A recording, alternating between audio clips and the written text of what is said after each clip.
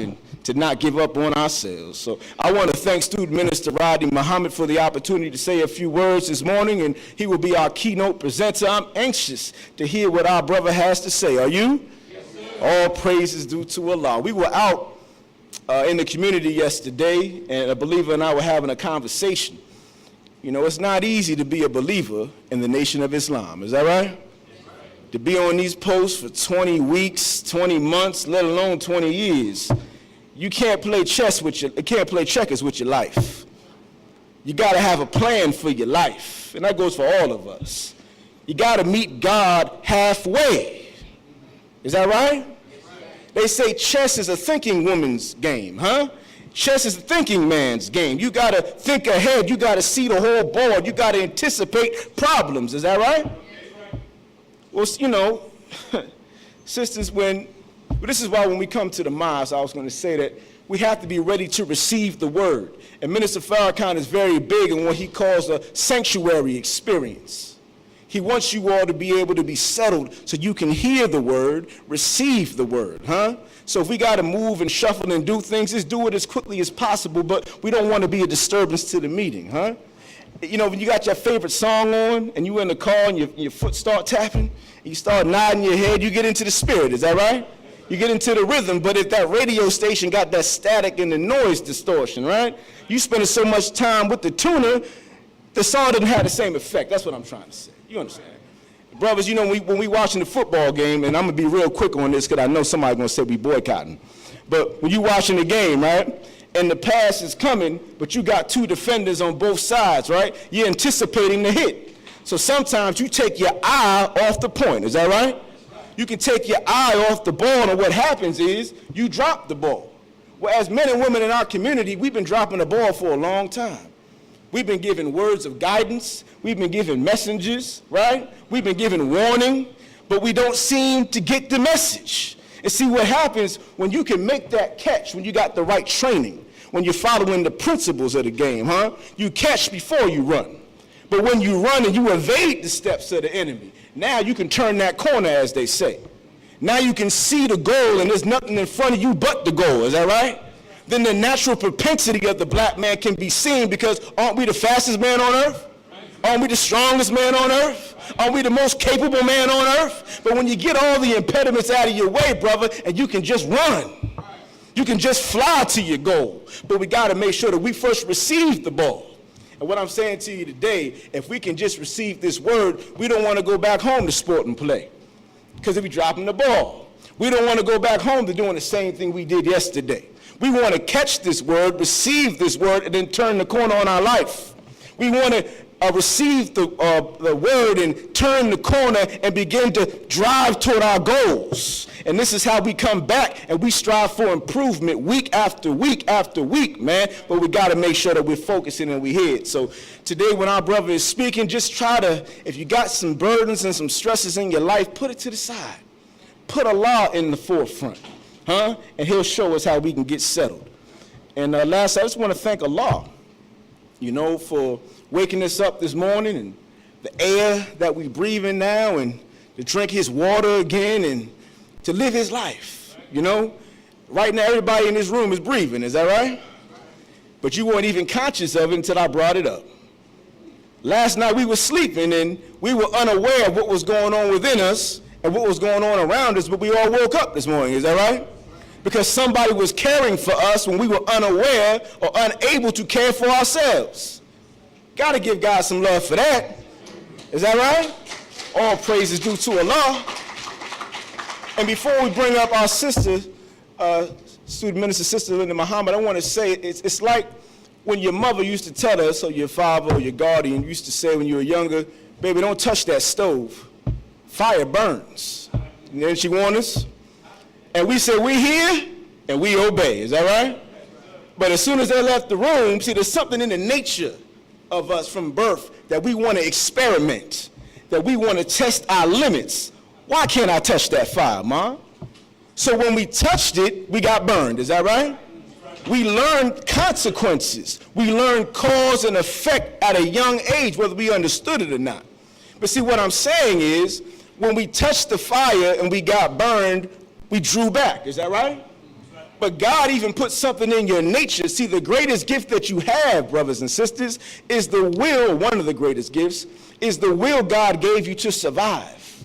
See, the war today is not with Iran or Russia or Syria. The war is against Satan. You got to understand this. And Satan was made for the fire. He's tempting you to the fire because he knows he can't destroy you. But if he can destroy your will to survive, maybe we would destroy ourselves. In the Tupac movie, his mother said to him, son, you will be a leader, but they will give you all the tools to destroy yourself. Y'all remember that? So what I'm saying is God put something in us, an inner voice, an inner spirit, that even when we touch the fire, they called it a reflex, but really the Honorable Elijah Muhammad said that thought travels at 24 billion miles per second. And what it is, your own nature, though you're not even aware of it, Allah drew you back before you were able to destroy yourself. But what happens, Minister Farrakhan said, we destroy that inner voice. We destroy those positive thoughts that are there to protect us, to guide us, and now somebody else is driving your vehicle. So I'm going to read from the Holy Quran. We're going to bring our sister up.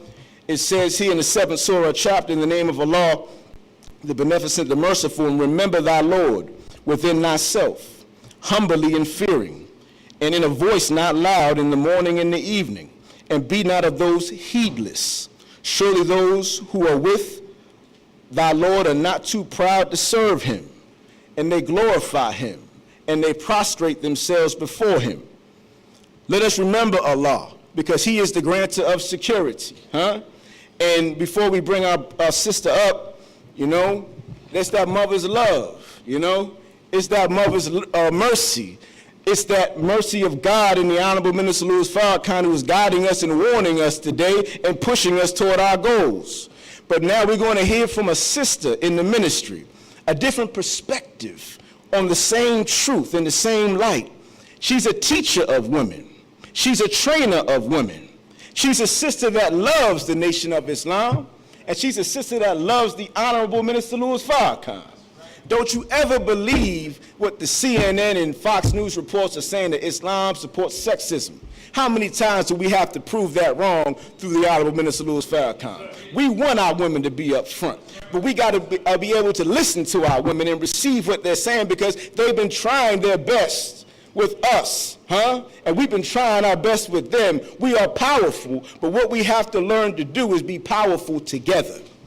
So let us bring our sister up and let us receive the word that she has for us today. Thank you as I greet you in peace, and bring to the rostrum Student Minister Linda Muhammad with a round of applause. Assalamu alaikum.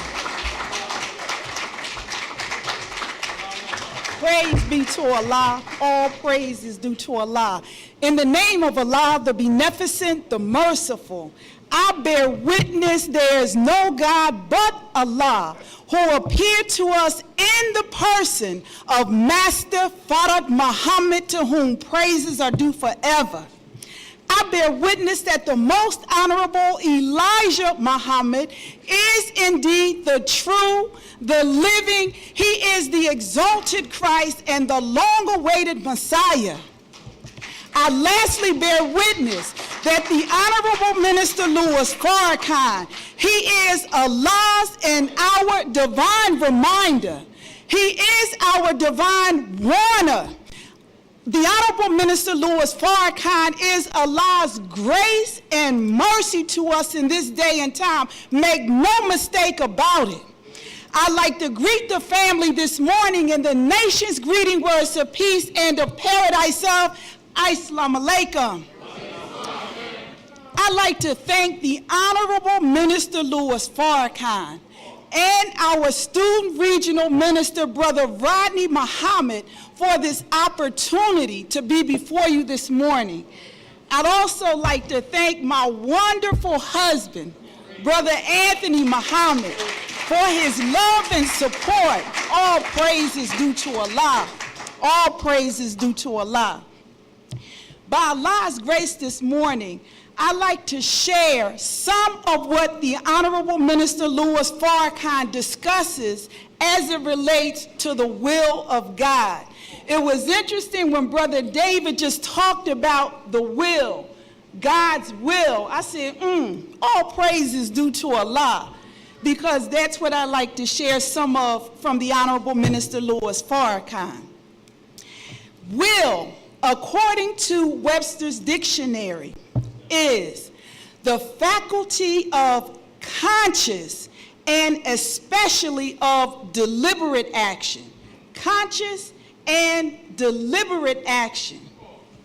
In our study guides titled Self-Improvement, the Basis for Community Development, and I'd like to take a moment to step away from what I like to share from the minister. On Friday nights at 7:30, we have study group right here at Muhammad Mosque and throughout the various mosque and study groups around the nation. I would encourage us to come out to Friday, 7:30 p.m., where we sit in a circle. We discuss words and guidance given to us from the Honorable Minister Louis Farrakhan. And as I mentioned, the study guides are titled Self-Improvement, the Basis for Community Development. So as we're sitting in the circle, we're not looking at the brother or sister next to us. Oh, I wonder what we're reading, does that apply to that brother or sister next to us? Does it apply to our neighbor? We're looking at self.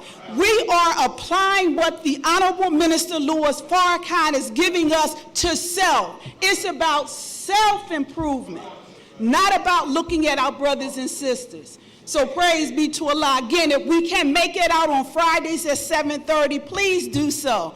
You'll enjoy yourself. You don't have to come with a preconceived notion, oh, I don't know what they're going to be talking about. Come sit in the circle as we feed off of one another and share some of what Allah has blessed us to look into and to extract from, and all praise is due to Allah.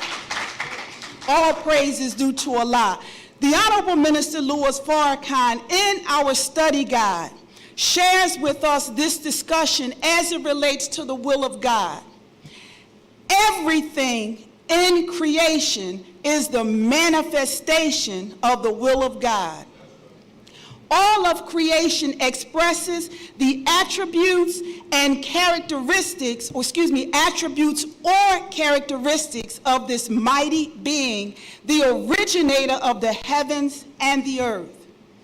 But the will of God is the power behind the throne.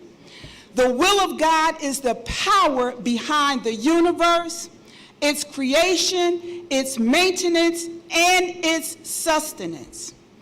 The Holy Quran constantly reminds us that Allah's command is, be, and it is.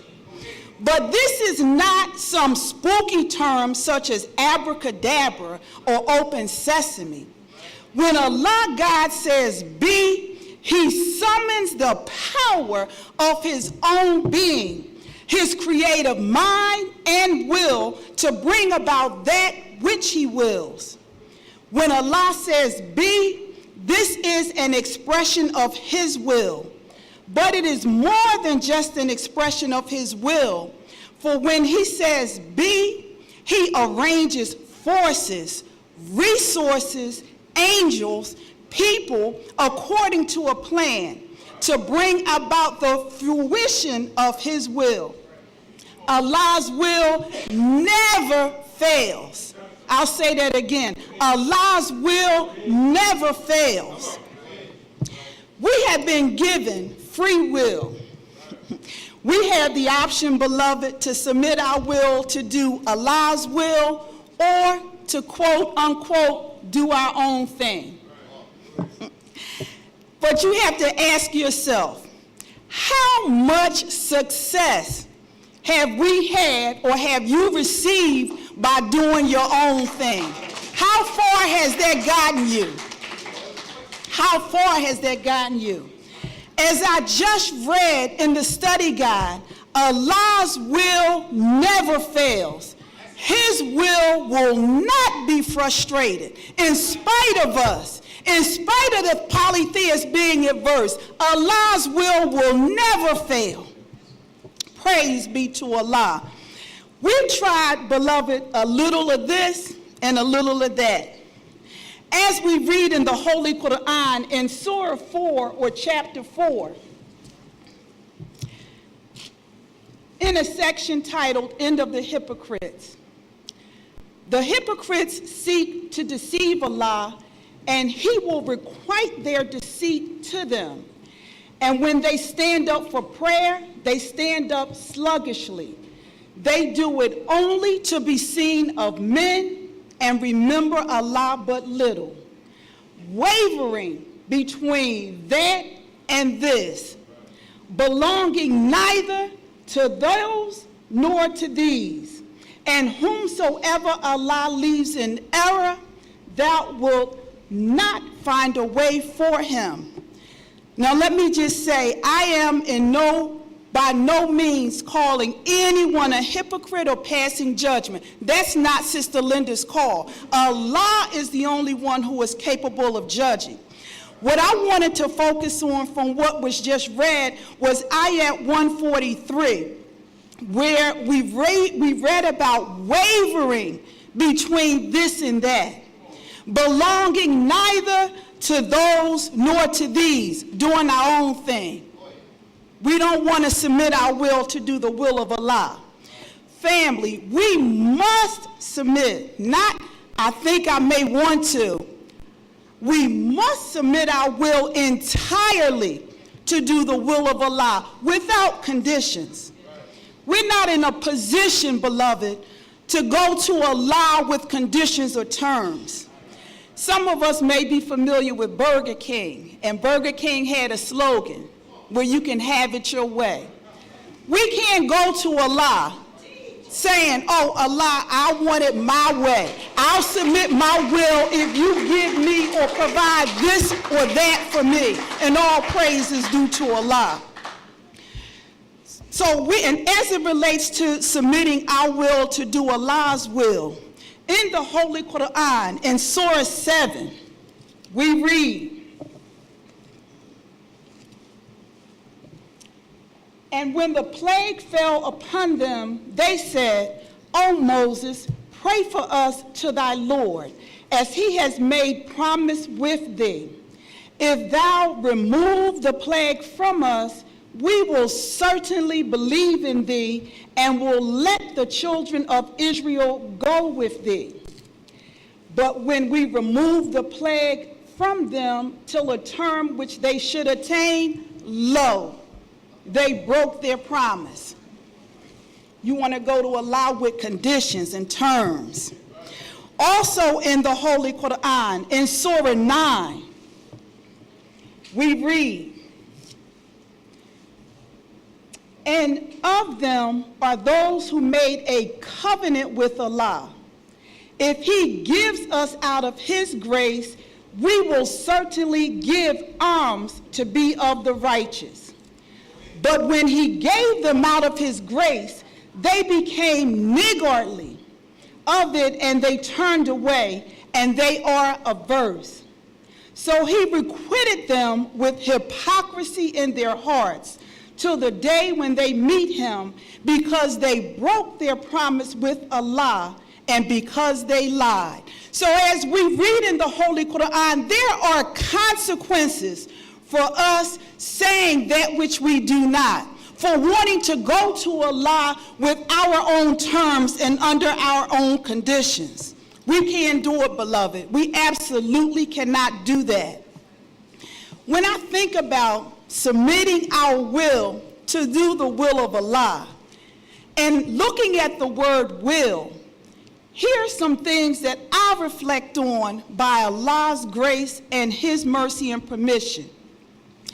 W, wait on Allah. We can't, as I just talked about, go to Allah on our own terms, where we say, oh Allah, on Sunday I submitted my will to do your will at 9 o'clock. And then at 9:15 on Sunday, oh Allah, where's my blessing? You didn't give me my blessing. That's not about you. That's not how Allah operates.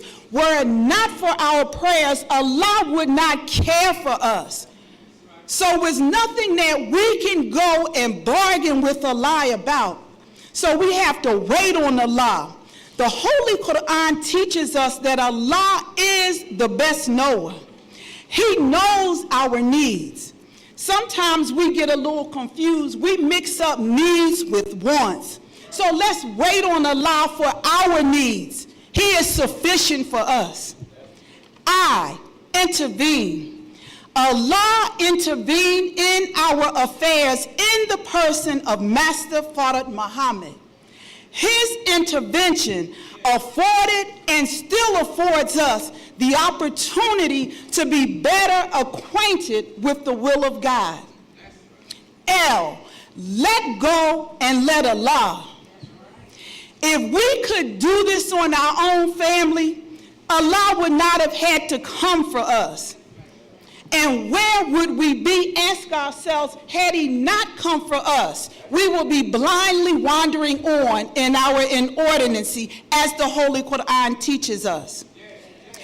The last L in will, labor. Striving to submit our will to do Allah's will should be a labor of love. It should not be a drudgery.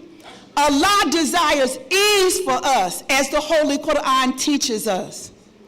So let us submit our will to do Allah's will, that he will guide us to be able to handle mixed feelings and controversy, to be able to build human will and overcome difficulty. By the way, which are some of the study guides that we discussed on Friday night. All praise is due to Allah. In the Holy Quran, in Surah 5, we read, whereby Allah guides such as follow his pleasure into the ways of peace and brings them out of darkness into light by his will and guides them to a right path.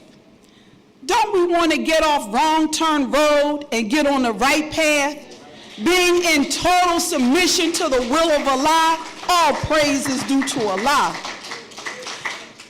We read in the scriptures, beloved, that we are made in the likeness and image of God, that we are all God's children of the Most High God. So let us get on and continue on the road to our manifest destiny. With that, beloved, I pray that if I have said anything that is not pleasing to Allah, I beg Allah's and your forgiveness, and please charge it to my head and not to my heart. So, beloved, may Allah bless and guide us with the light of his understanding, and may we strive hard to submit our will to do Allah's will. I'd like to leave you as I came before you in the greeting words of peace and paradise of Assalamu alaikum.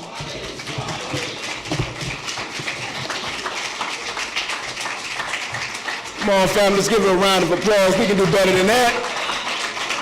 All praises are due to Allah.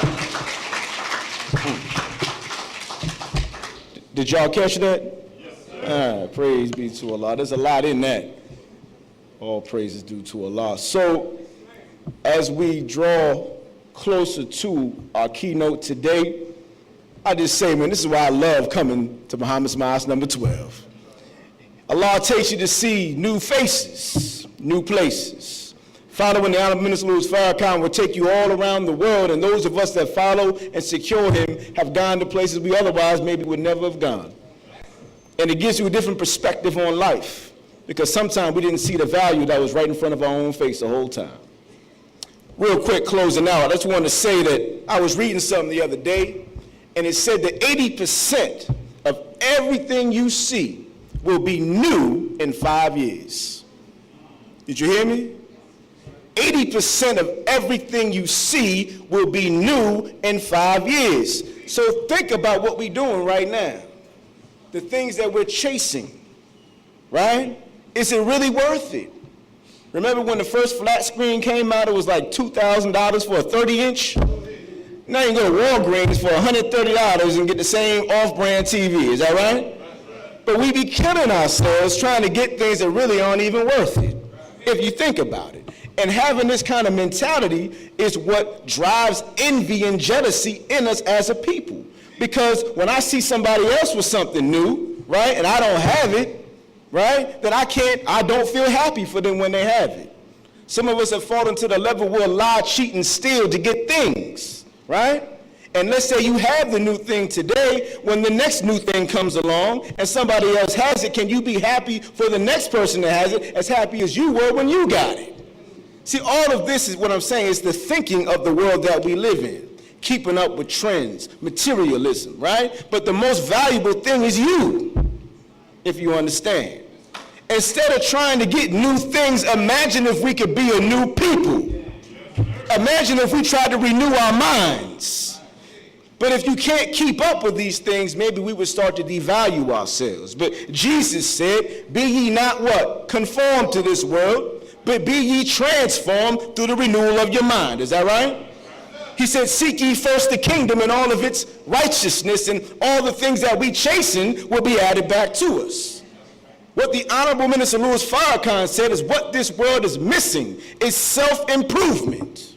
He said what this world is missing is the development of the self, because the Honorable Elijah Muhammad said the knowledge of self is the knowledge of God. And every time you're looking in the face of the black man, he said, you're looking at God. And when you're looking in the face of the black woman, you're looking at the second self of God. Takes time to understand. So all I'm saying is that we want to be part of something new. Is that right? I don't want to just have new things that really are overvalued, right? I want to be new. And there's nothing more valuable, than Elijah Muhammad said, than man, woman, and child. We were given a flag that represents the universe. Is that right, FOIs? Sun, moon, and stars. Huh?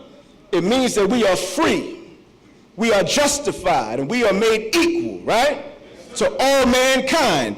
Those are symbols, but he said none of that is greater than you. The sun is a glory of God, but it's a symbol of us being the providers. Is that right? Sister, the moon is a sign of you because it reflects the light of that sun, but you're not man's reflection, you're God's reflection. All praise is due to Allah. So we don't worship signs and symbols. Allah made the symbols so you could study yourself. All praise is due to Allah. So yesterday, did anybody watch the news yesterday? A sign of the Confederacy of America was torn down in Charlottesville, Virginia. A statue of Robert E. Lee, a dirty, filthy, racist, slave-making, owning cracker. Huh? It's time for the statue to go.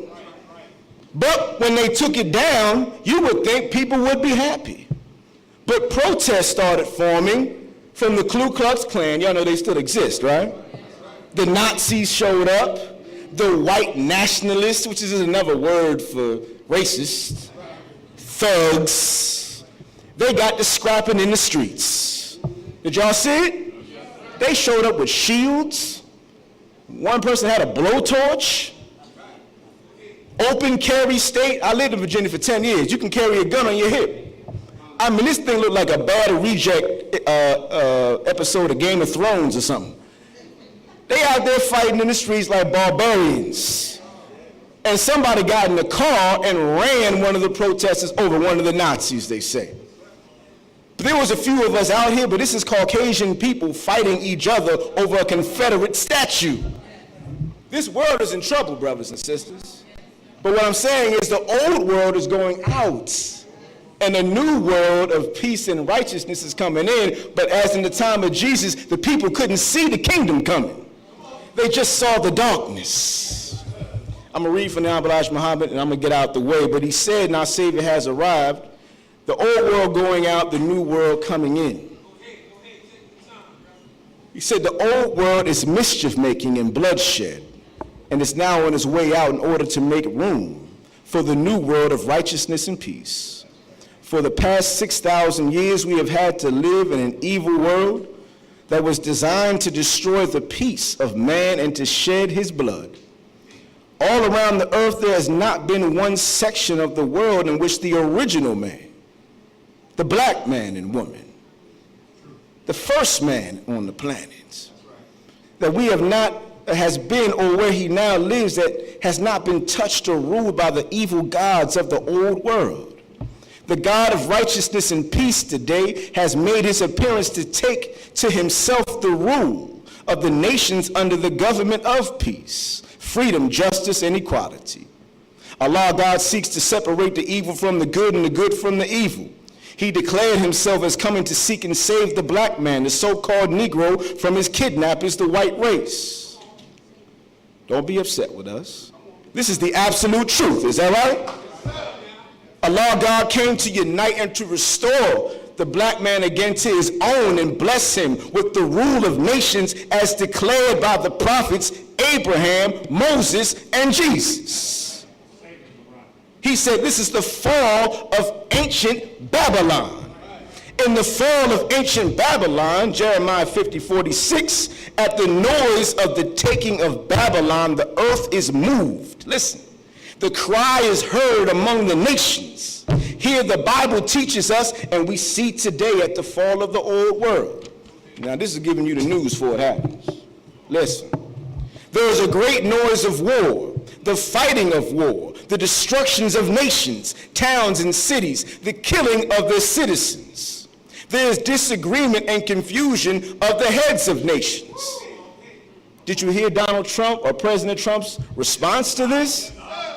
He didn't know who to blame. He didn't know who to condemn, because it was the Nazis and the nationalists that voted for him.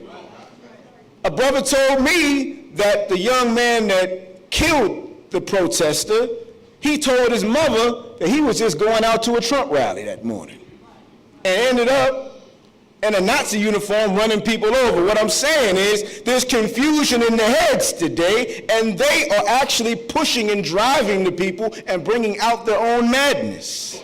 It is a very dreadful time that the populations of the earth are living in, and this is the time of the destruction of the world. This is the time of the destruction of the world. Listen, brothers and sisters, we have been given some of the most powerful guidance by the Honorable Elijah Muhammad, and God has a plan for you.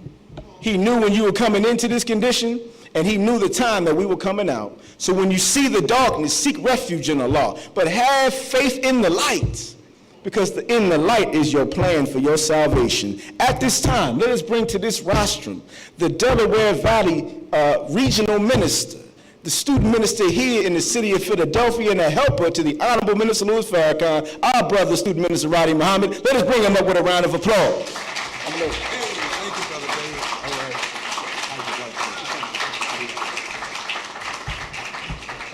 Assalamu alaikum.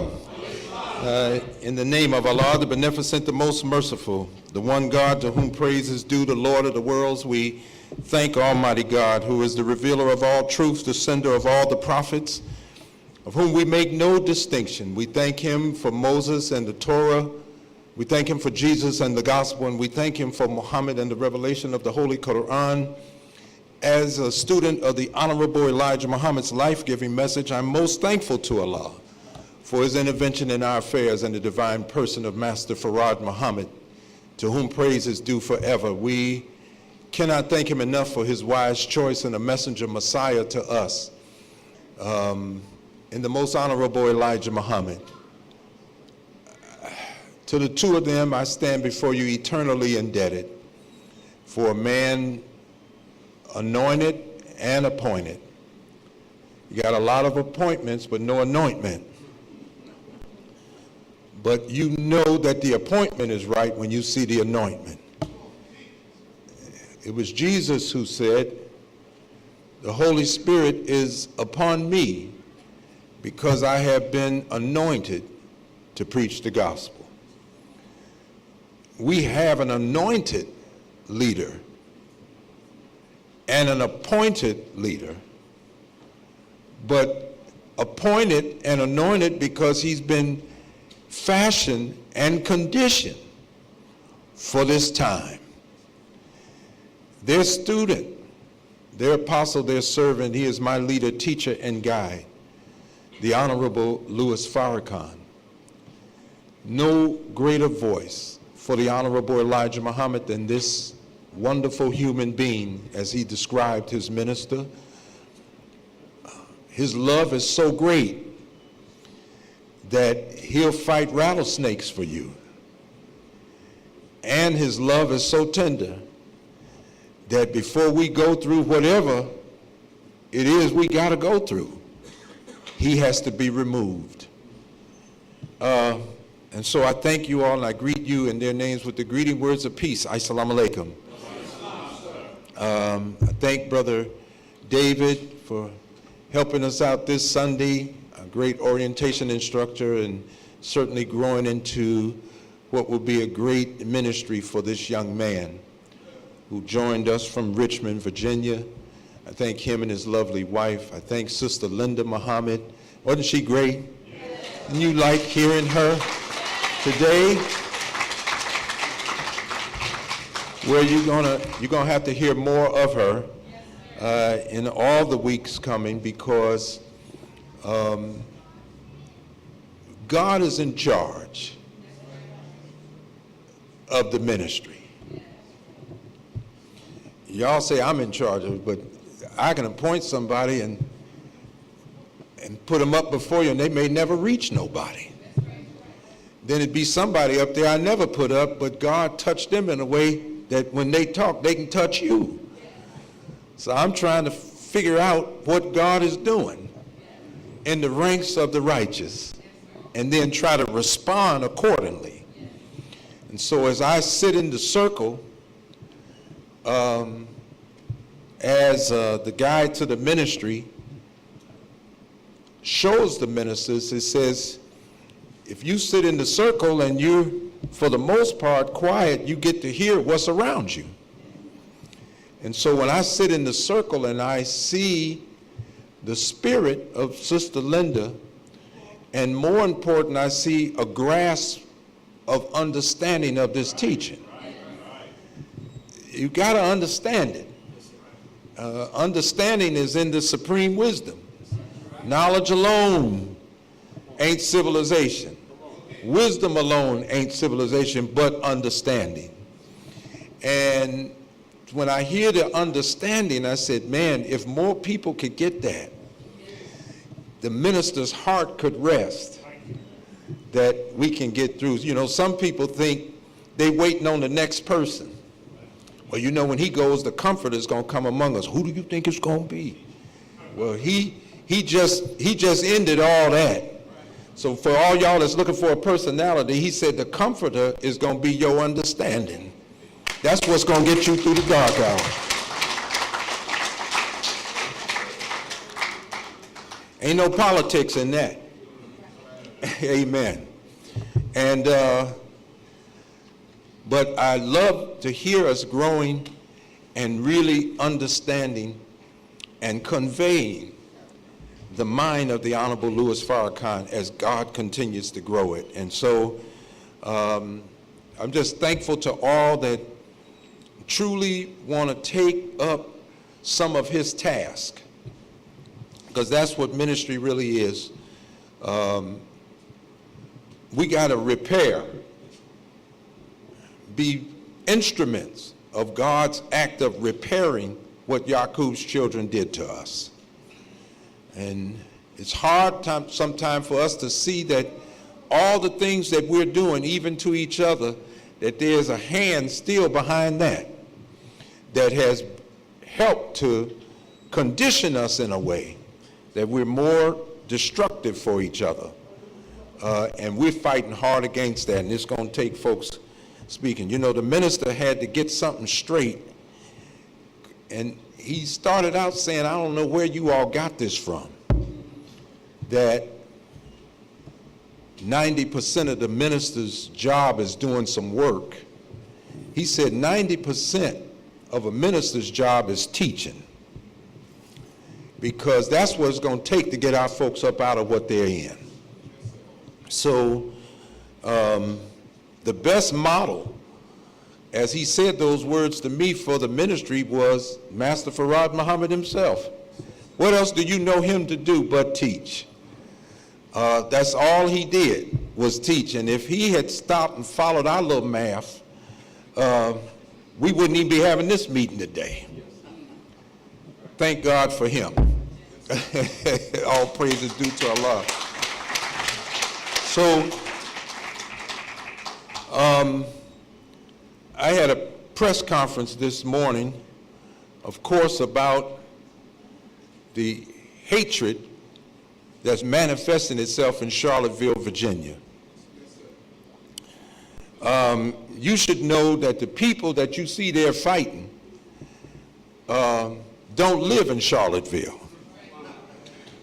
And they've been organizing for some months around the country. And you better believe some of them are from here.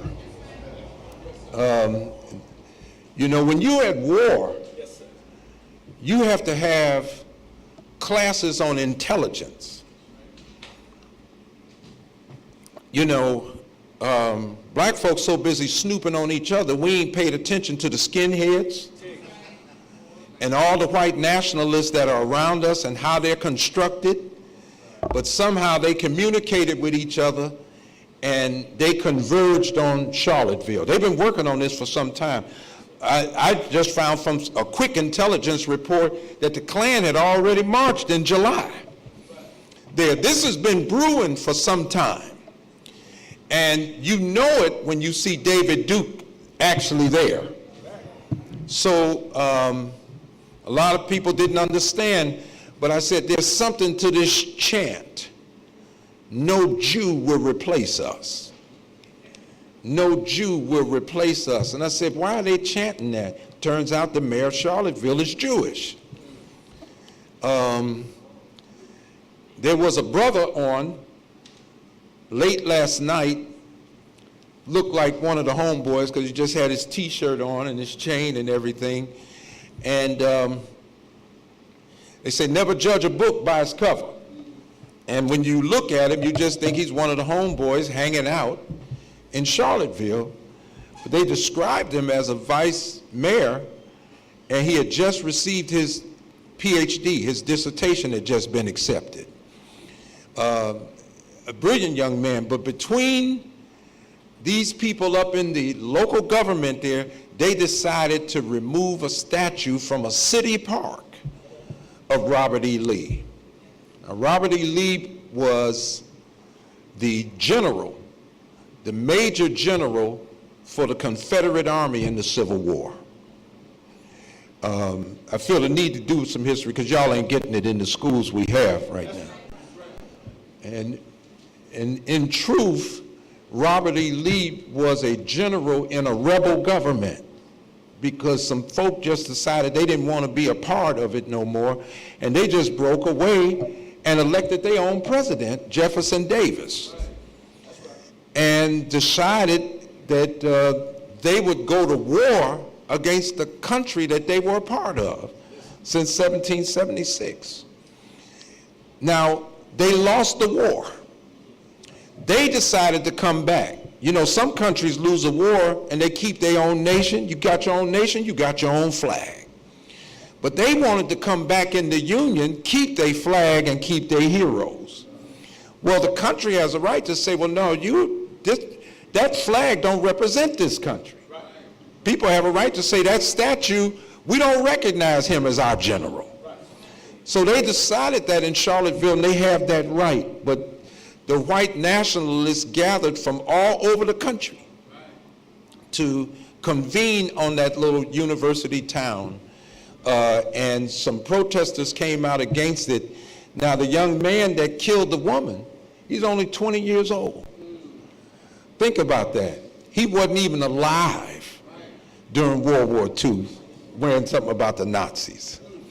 Which means that you go back to the Honorable Elijah Muhammad's words to us and what the Muslims believe. We believe this 400-year-old enemy, he just has not all of a sudden become our friend.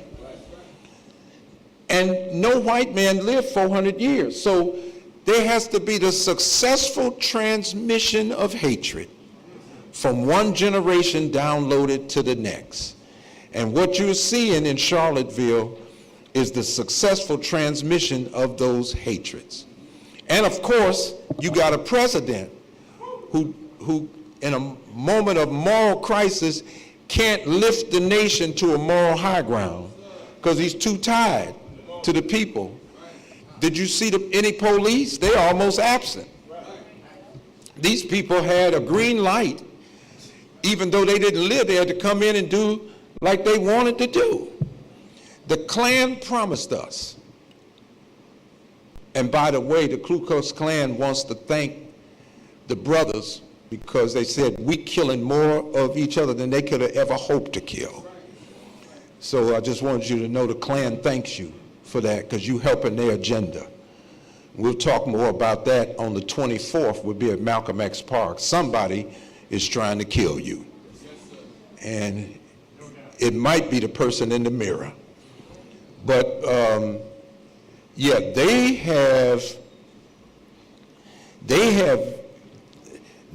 gathered now from all around the country to converge on this little town because this is a rallying point for their agenda. And, you know, I thought about how black folks going to express outrage, which is what you do when you fight in powers. But I thought about, you know, the Honorable Elijah Muhammad, his words aren't designed to raise us to fight the powers of this world as much as to accept your own and be yourself and start exercising power. Why fight a man over what he's feeding you when you could get land and feed yourself? Why are you fighting a man over an educational system when you could educate your own? Why are you fighting somebody about how they're dressing us and how we're behaving in their culture when we could set our own culture and have a cultural revolution? And we don't have to wear what they've downloaded to us to wear. But that would require you stop worrying about changing white folks' mind, change your own mind. That's the real movement of the Nation of Islam. Now, I'm right now, you know, because everybody's calling themselves fearless. So I heard it was 10,000 of you all. Well, there's 9,999, because I'm still trying to qualify myself to call myself fearless. The Holy Quran says, Allah says, surely I will try you with something of fear. He hasn't done that yet. So a lot of us have graded ourselves even before the test took place. The Honorable Elijah Muhammad said in the early 1930s that 10,000 fearless would be needed for Allah to just come in and take down this civilization and bring about our complete deliverance. He needs 10,000 stout-hearted, righteous people. If you're afraid of criticism, how can you be fearless? Let's start right there. If you're afraid of people talking about you, how can you call yourself fearless? You got a fear right there that has not been conquered. The minister told me, he said, most, Brother Rodney, are going to leave us when the propaganda starts, because you know what propaganda is? People are going to talk about you. You're going to pick up the paper, you're going to listen on the news, and they're going to say things about you that are not true. And the minister told me most of us are going to leave when that starts. And you know why we're going to leave? Because we're afraid of people talking about, how can you be fearless? When the Quran says, hard toward the disbeliever, humble toward the believer, not fearing the censor of any censorer. So when censorship starts, censorship is a weapon in the hands of the unrighteous. And they use that so that the people who want to stand for righteousness will shrivel. We just had a study guide on that, mixed feelings and controversy. And how when the controversy starts, they want to plant fear in the minds of those that would be believers. So every prophet that we covered in that study guide only had a small following. Because it's easy to come to the meeting, but it's hard to walk with a man that's being criticized. You can walk with a man while he's being celebrated and honored. It was easy to walk with Jesus on Palm Sunday. But 5 days later, when the same people started saying, crucify him, it was only a small group. It broke down to a squad by the time this thing was over. Why? Because of criticism in the form of persecution of the righteous. So communion with God on a daily basis helps us to fortify ourselves. Even as the ministers say, 3 elements are needed today: prayer, praise, and proper preaching. And proper preaching, he said, not only is preaching that is consistent with the time that you're in, but proper preaching is a preaching designed to fortify the saints. Because if the saints are not fortified, when the flood of propaganda begins, everything that's not fastened to a strong foundation will be carried off by the flood. That's what we have to get ready for. So I was looking in the scriptures a few weeks back, and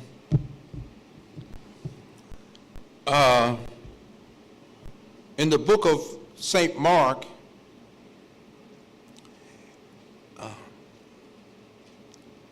Jesus is stepping in to help his students in dealing with a condition that they found in the people. And they brought this man unto him, and when he saw the man, straightway the spirit that was tearing at the man, he fell on the ground and he wallowed up foaming. That's the man that's doing it. And he asked his father, how long is it ago since this came unto him? Jesus asked. And he said of the child, oftentimes it has cast him into the fire and into the waters to destroy him. But if thou can do anything, have compassion on us and help us. In other words, demon possessed, which is manifest itself that you out of control. You know, a lot of time we thinking about Fright Night, Friday the 13th and Halloween and all that kind of stuff, but we're talking about when you're demonic, when you're out of control of yourself and you possess with spirits that cause you not only to be destructive, but self-destructive. Am I talking to the right people? So they said, have compassion on us and help us. And Jesus said unto them, if thou canst believe, all things are possible, then all things are possible to him that believeth.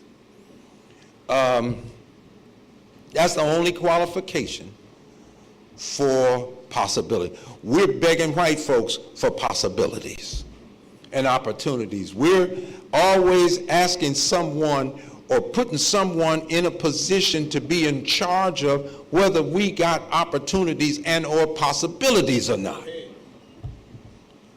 But Jesus said to him, believe. And if you believe, then all things are possible. Believe in what and believe in who, Jesus? Believe in the God that I represent to you. So St. Augustine, one of the early church fathers, said these words, and that was the title of today's subject: without God, we cannot, and without us, God will not. Without God, we cannot do. But guess what? Without us, he won't do anything.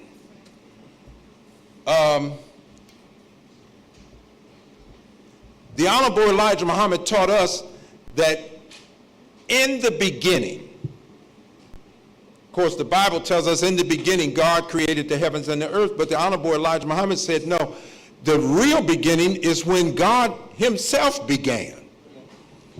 And he taught us that his own supreme act of self-creation, where he took two elements we deal with all the time. He took matter, because matter was here.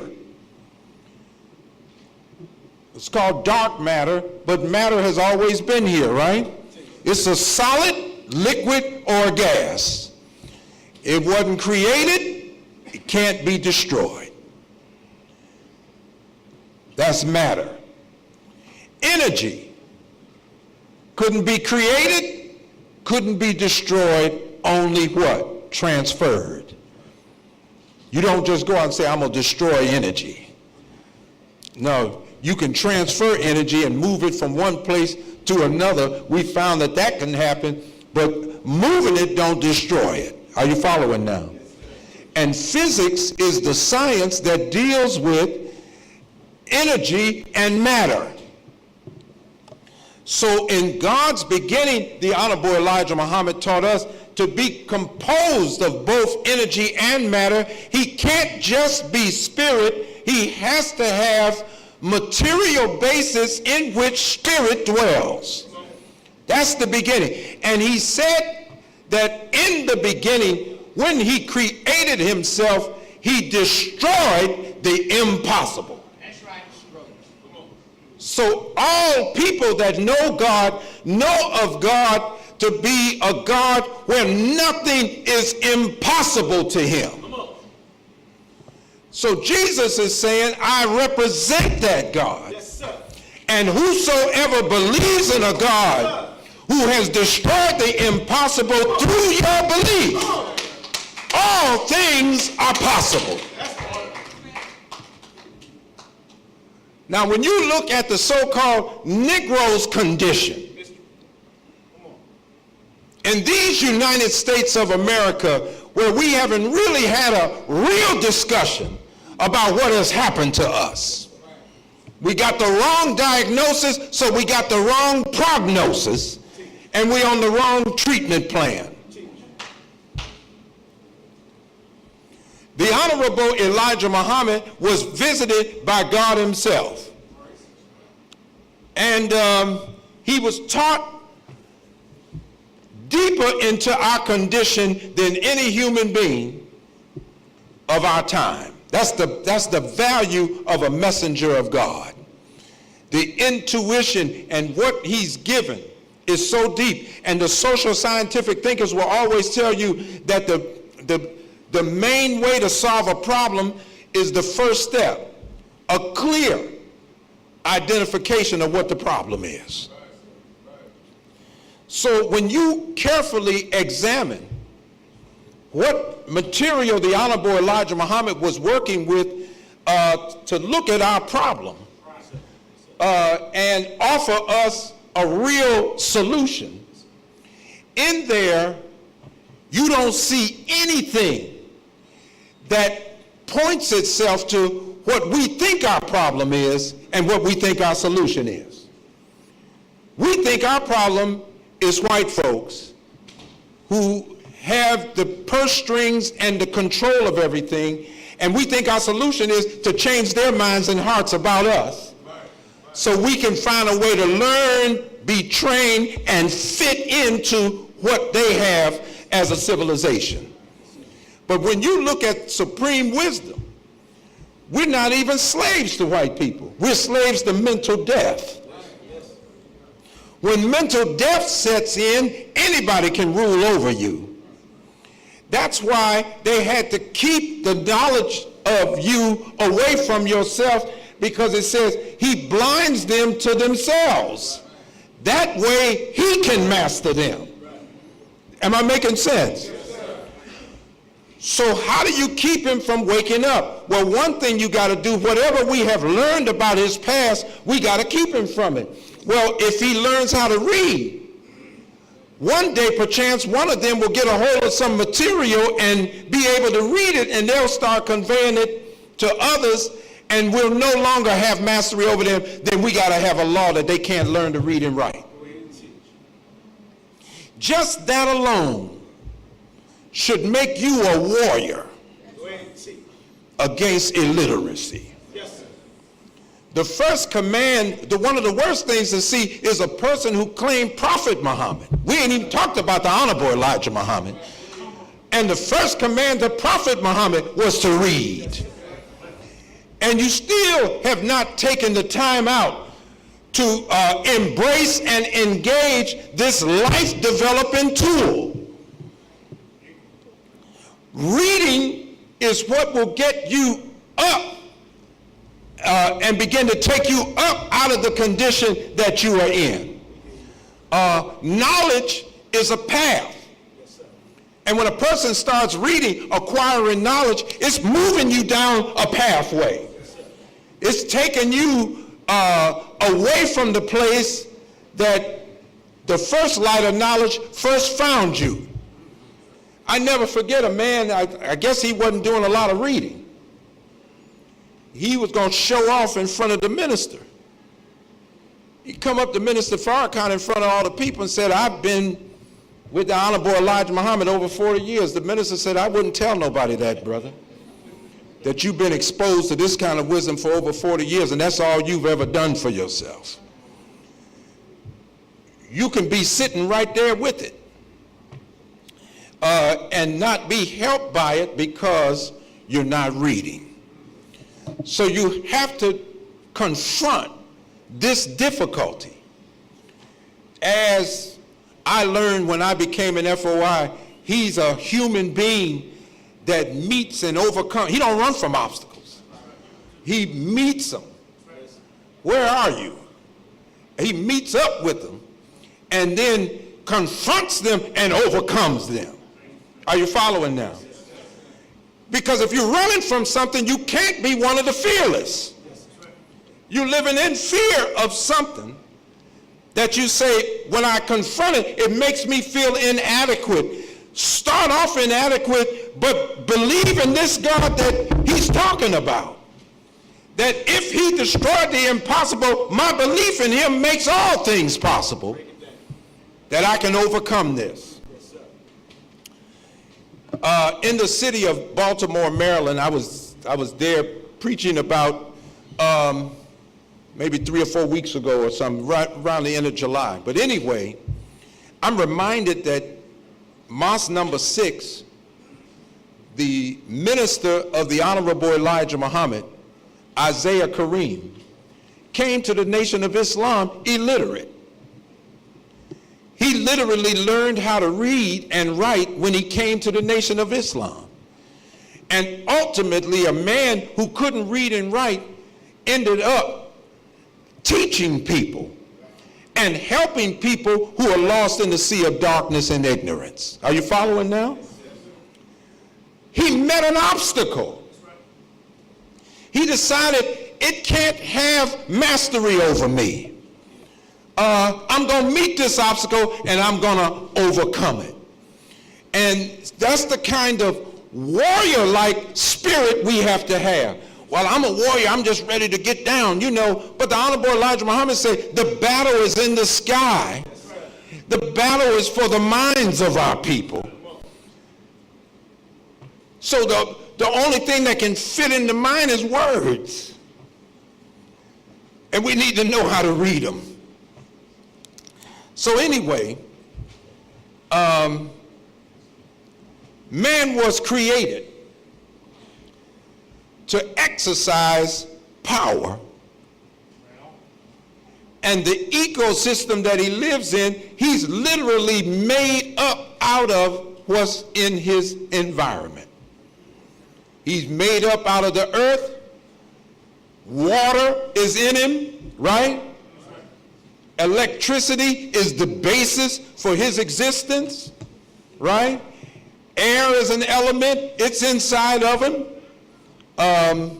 So with all the basic elements inside of him, his environment, he's made up out of the same thing his environment is.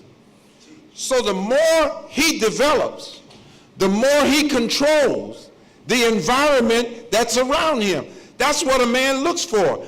Your nature is constructed for you to exercise power. And when you're under the framework of your enemy, what happens to us is we're put in a state of powerlessness. And even though we're in a social state of powerlessness, it don't stop your nature from looking for power. So now a man that's mastered us, he can confuse us over what power is. I don't read, I don't write, I like rap, you know, I like to drink, I like to smoke blunt, I like to do this. You want power? He'll give me a gun. And I don't realize somebody's trying to kill me. So now the gun, which represent power, I'm just rubbing it. The last thing I want to do is just put it on and never use it. I used to hope nobody would bother me. But guess what? Now that I got a gun, I'm like Cedric the Entertainer. Now I wish somebody would do something. You understand? Why? Because when somebody does something I don't like, maybe I don't like the way he's looking at me. He bumped into me. He stepped on my shoe by accident or whatever. I'm ready to exercise power. And when he drops, once I put that lead inside of him, you know, I feel a sense of accomplishment. I feel my manhood, because I'm confused over what manhood really is. A real man saves lives. He doesn't take them. A real man knows how to take another life and build a man's life, not take his life. So we're powerless, and unfortunately, our babies are being conditioned in powerlessness. Because real education, 90% of it is what you see, not what somebody teaches you. I wish it was the other way around. But you can teach people something that's very good, but they can keep getting up, and in their environment, they see a completely opposite picture from what you're teaching them. And we always said, don't do as I do, do as I say do, but children can't do that. 90% of what they learn from you is what they see you doing. And then you wonder, well, how did they end up like this? They had an example. Look at what the Honorable Elijah Muhammad said about the apostles in the 13 paragraphs from Master Farad Muhammad. The apostle comes to reveal the mysteries of God, but also to be an example. Why do they have to be an example? Because the greater part of your educational experience, even with a messenger of God, is their living example that is displayed before you, so that you know that he's not a contradiction to what he teaches. The Honorable Elijah Muhammad said, of all the education of this world, he said, what this world really needs is a human being, a man who is totally uninvolved in present world corruption. They can't produce one, but the Honorable Elijah Muhammad has produced one in Minister Louis Farrakhan. He is completely uninvolved in present world corruption. Why am I taking time to mention that? So that you'll know whether you accept it or not. That's the only voice you can trust today to get out of the dilemma that we are in. There's some good voices out here, but unless they've been anointed and appointed. I know a lot of appointed people, but I only know one man that's anointed. And when he tells you, we're going to have a bright future, do these things and you got a bright future, because it ain't looking so bright. When he tells you only a third of us gonna get out of there, you better listen to him and figure out what happened to the other 2/3. And I don't put myself in the third, but I'm fighting hard to be one of them, because I didn't go this long to have to go down. You know, you can't be a casual Muslim. The terms are contradictory. and we're really trying to find ways to be a Negro and a Muslim at the same time. And the two terms are incompatible. And it'll make you a walking contradiction. So the minister said, so you have to be tested on every word that you put out. Not by him, but by the God that he's representing to us, okay? We got a lot of things to learn, but the essence of what we really got to talk about is making something manifest in our own life, making something manifest in our community life. When we can do things that represent progress for us, whether as a couple, whether as a community, it helps you to confirm the decision that you made, the bargain that you've made, the Quran says. Because nobody came in this to end up being nothing, and nobody came in this to end up with nothing. So it makes sense that the nature of us demands of us that we make the most of ourselves in the life that we're living. And failure to do that causes us to be derelict in our own duty in life. So how do we do it, Brother Rodney? Well, I can tell you how you won't be able to do it. Without God, you can't do it. But guess what? Without you, he ain't willing to do it. Do you think that Master Farad Muhammad just got up one day and said, what about the black folks over there in the Western civilization? Maybe I ought to go over there and try to teach them something. Do you think he just happened accidentally to end up in Detroit? The Quran says, if it were not for your prayer, I would not have even cared for you. And you have to ask, when did black people really convene and pray for God to come and deliver them? See, we've never done that, but our fathers did it in 1555. And they prayed, and the Honorable Elijah Muhammad said, with tears in their eyes, they prayed, Jesus, take me home. He said, little did they know that it would be 400 years before that prayer would be answered. And 400 years from what the Library of Congress says were the prayers of our fathers, it takes you to 1955. February 26th of 1955 was the day that Gene Walcott, or the man you know as the Honorable Louis Farrakhan, came down the aisle and accepted Islam. You say, but I thought, we'd go over to the Honorable Elijah Muhammad. The two men have prepared one.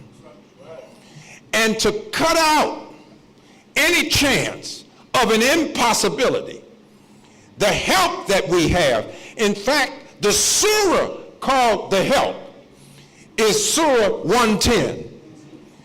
It shows mathematically a zero with two ones behind it. The zero has no power in mathematics.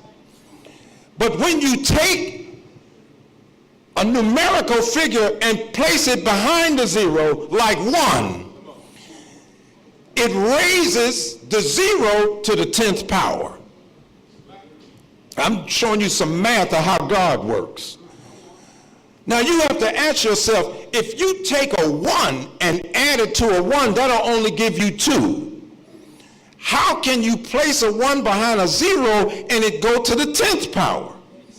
Where did the other 9 units come from? See, the other 9 units, they weren't in the 1. They were in the 0. But being a 0, it had no power to bring it out of itself. Great gifts and talents are in us as a nation of people. But we were sitting here, one big 0. All of our accomplishments were being lost in white civilization until Master Farad Muhammad came. One man got behind the 0, and he's raising us.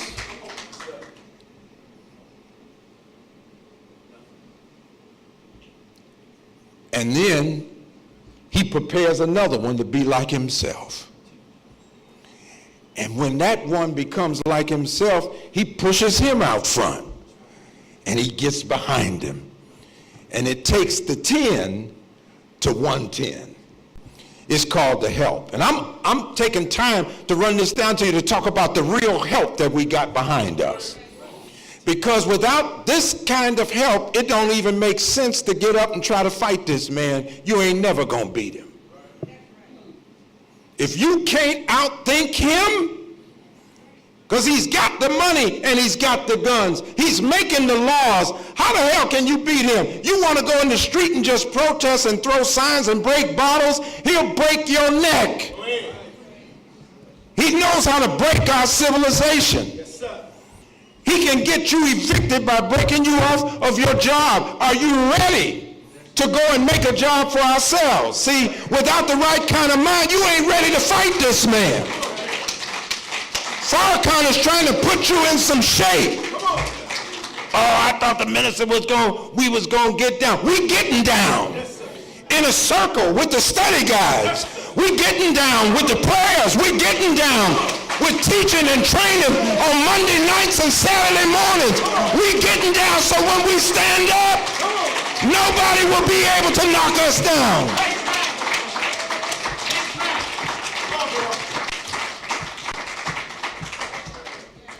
Ask yourself, how could the powers of this world come against Louis Farrakhan?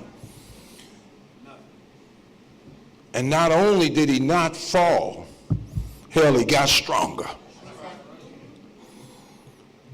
See, when you learn the science of everything in life, you study the increasing power of life.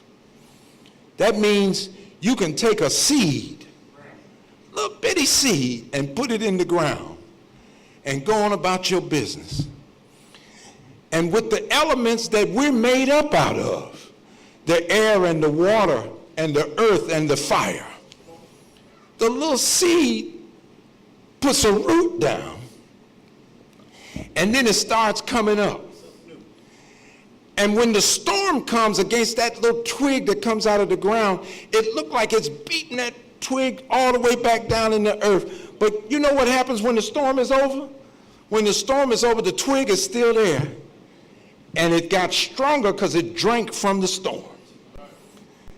That's how a righteous man is.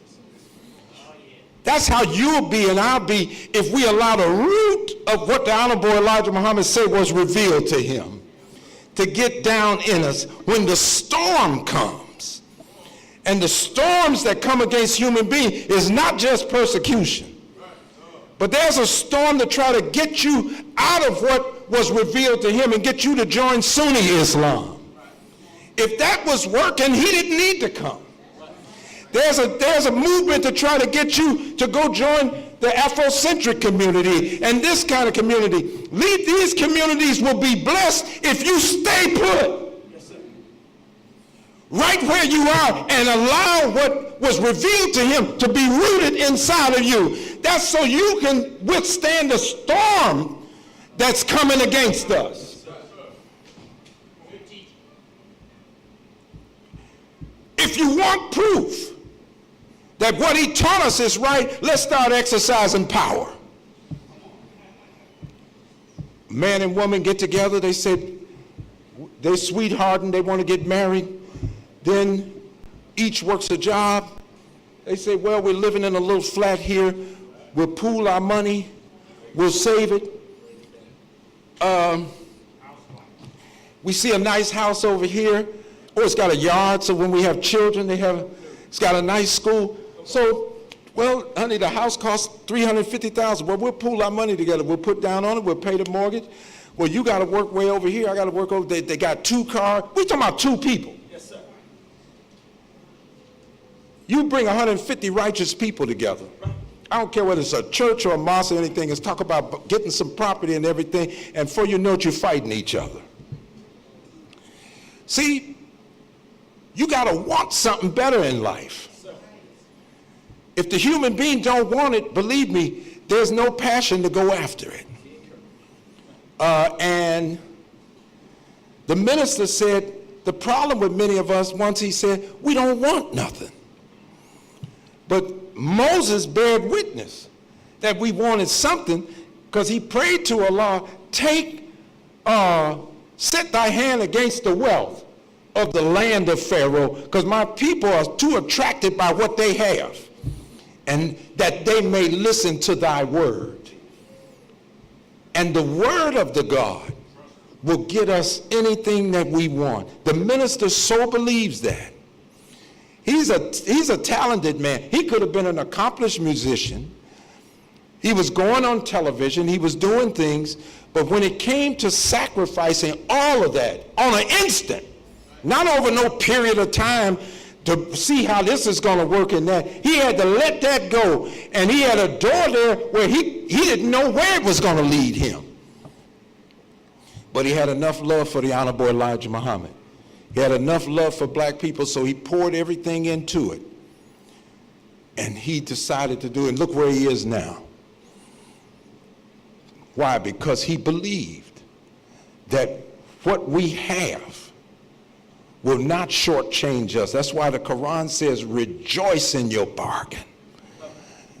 Well, I don't know. It ain't come. You know where it is? It's sitting right next to you, if you're willing to work with them. It's in front of you and in back of you, if you're willing to work with them.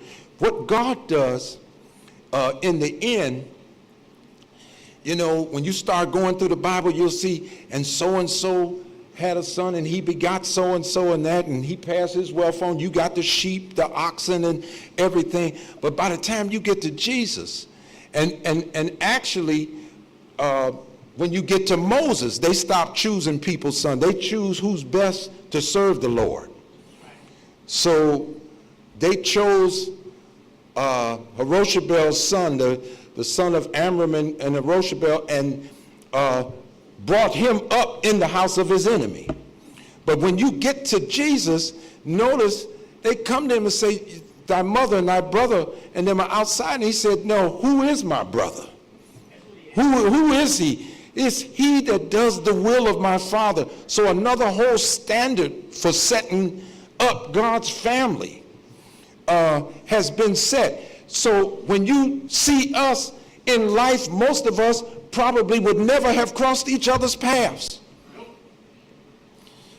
But by God crossing our path, he made it so we would cross each other's path.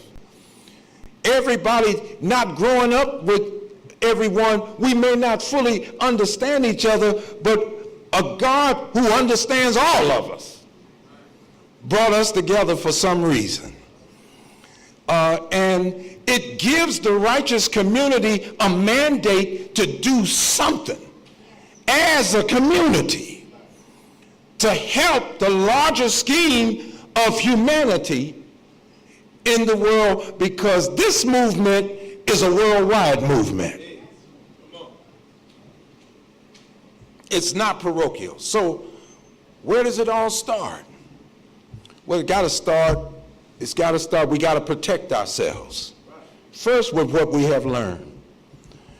What you're learning and whatever it's doing for you, that's your intellectual property. You got to learn how to protect it. Eve didn't know how to protect hers. She was walking around. She had just come from, I guess she was in MGT class or something. But Eve was walking, and next thing you know, somebody slid up on her and said, don't be thinking about no snake talking, because you know Philadelphia Zoo would be making a lot of money if a snake could talk. And he know language and everything too. He talking better than me. And anyway, he slides up on her. Now, by virtue of the rhetorical question, already shows you he ain't in the class. He said, has it not been said unto thee, thou canst eat from all the trees of this garden, but of this tree of the knowledge of good and evil, thou shalt not eat from it, for the day that you eat from it, you'll surely die. And she had to look and say, yeah, he know the teaching. See, that's how they get you. They start off with something that you know. Familiarize you with them and that. Then he slid something else in, which wasn't changing the teaching, just changing the interpretation. You will not surely die. He said, no, when you eat from that tree, God knows that it'll make you like him. So he planted doubt. She started doubting what she had just learned. A class he ain't even allowed in. She just learned it, and rather than checking him out, Eve turned around and brought the thing to Adam to rebel against the Lord. Now he should have known better because he was the one who told her. And of course, you have this history of the rebellion in the garden. A traitor coming with an interpretation he don't have to change your teaching.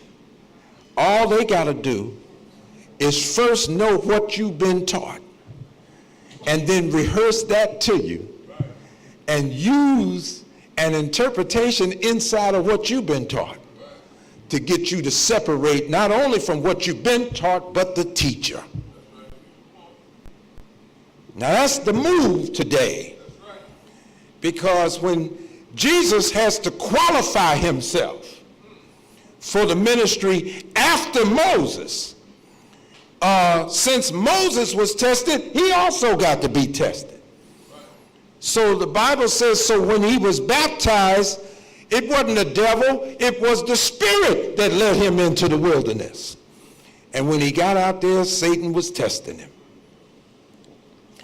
And first Satan would come with something, Jesus would recite the scripture.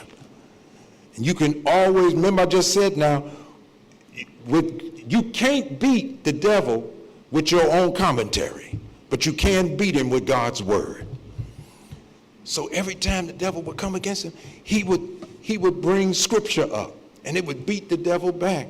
So the Bible says, so then the devil started quoting scripture as a technique to get Jesus to separate himself from the word of God. So this is a clever technique now. Now, some of y'all, you're getting bored, but that's why a lot of you are not here right now, because somebody used that technique on you.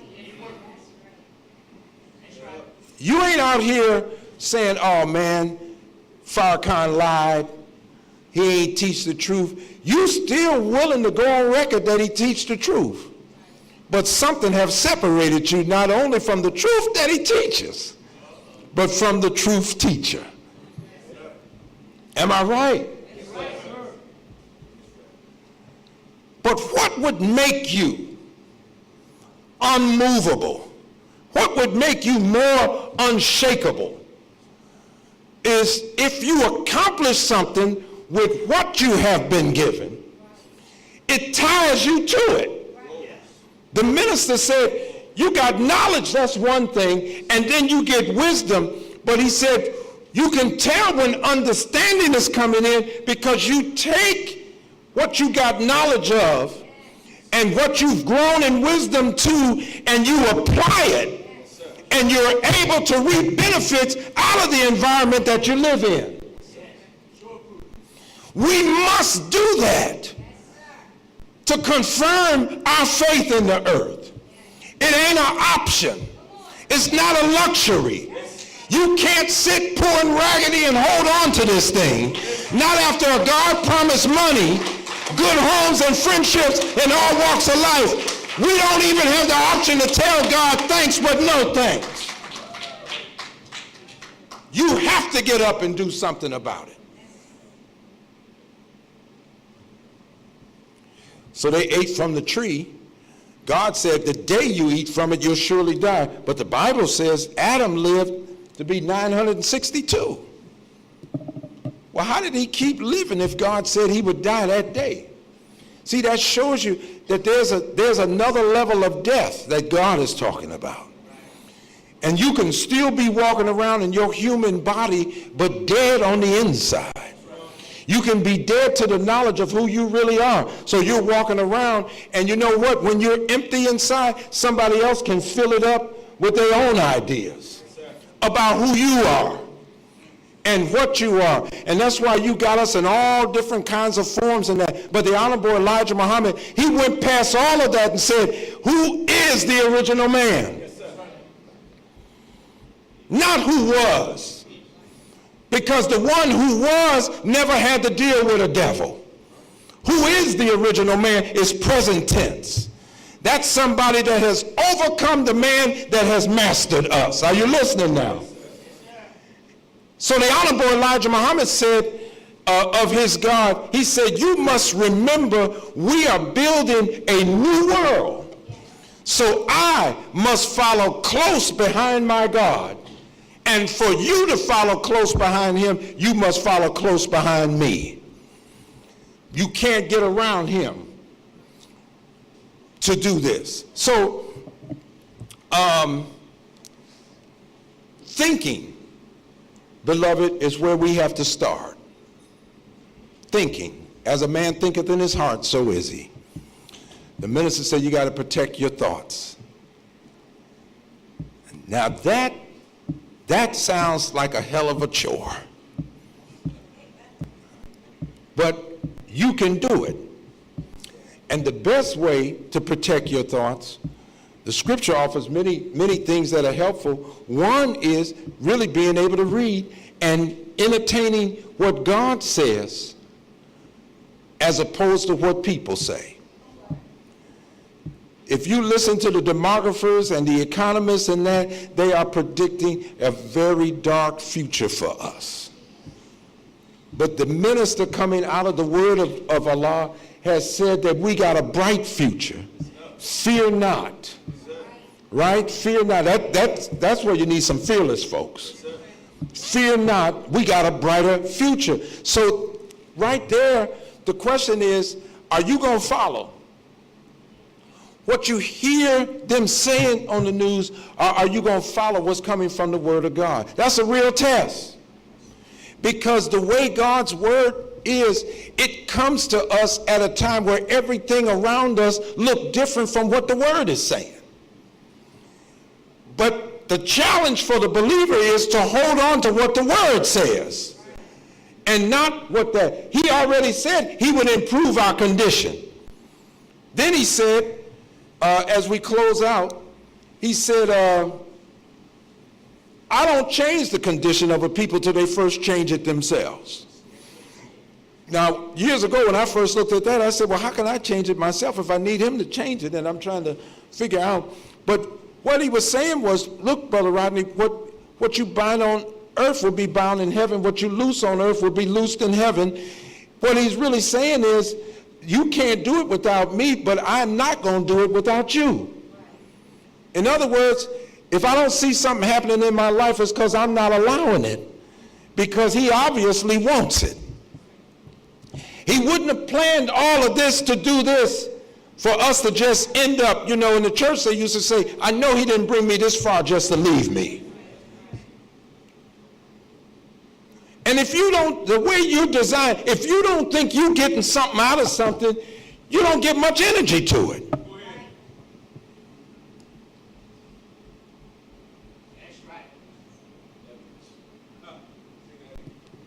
It's hard to do that if you're not getting nothing out of it. And folk will make you think you're giving up your life and your resources and that. No, that's what I was doing before I found Honorable Louis Farrakhan. You're not going to trick me with an interpretation. You giving him money, you giving him all your time, you've been over there doing this, that, and the other. What was I doing before he came? I wasn't sacrificing my life before he came. I was wasting my life before he came. What about you? Living life with no purpose. No mission in life. A missionless people. When you ask them, what's up? I don't know, just trying to see what I can get into. You know why you like that? You ain't got no mission. So when I joined the FOI, I was told not even to walk out of the house till I knew where I was going. Don't just go outside the house, hey, what's up? Just hanging around. No, that seemed normal. That seemed normal before I became a FOI. Minister Akbar used to teach hard on that. What are you doing in the street? You ain't got nowhere to go. Sit in the house till you know where you're going. You're not supposed to just go out and just hang out. Standing around. Somebody drove around here, went to a funeral, went out to the graveyard, and came back, and you still standing there in front of the stop and go. You ain't got nothing to do. See, we got to remission our community.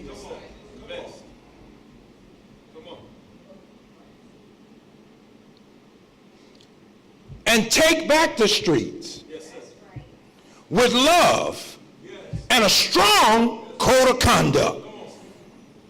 Because the minister taught us love won't lift the savage. Only a strong law will. And we hate law because it kind of puts you in a cast. It's hard to move around and be savage when you're living under law. But that's the code of conduct that our community need to come back together. You can't tell me. I went back to this demonic spirit that the man was in. He was completely out of control. That's the way we are. We ain't got no money, but you spend $1.3 trillion every 12 months.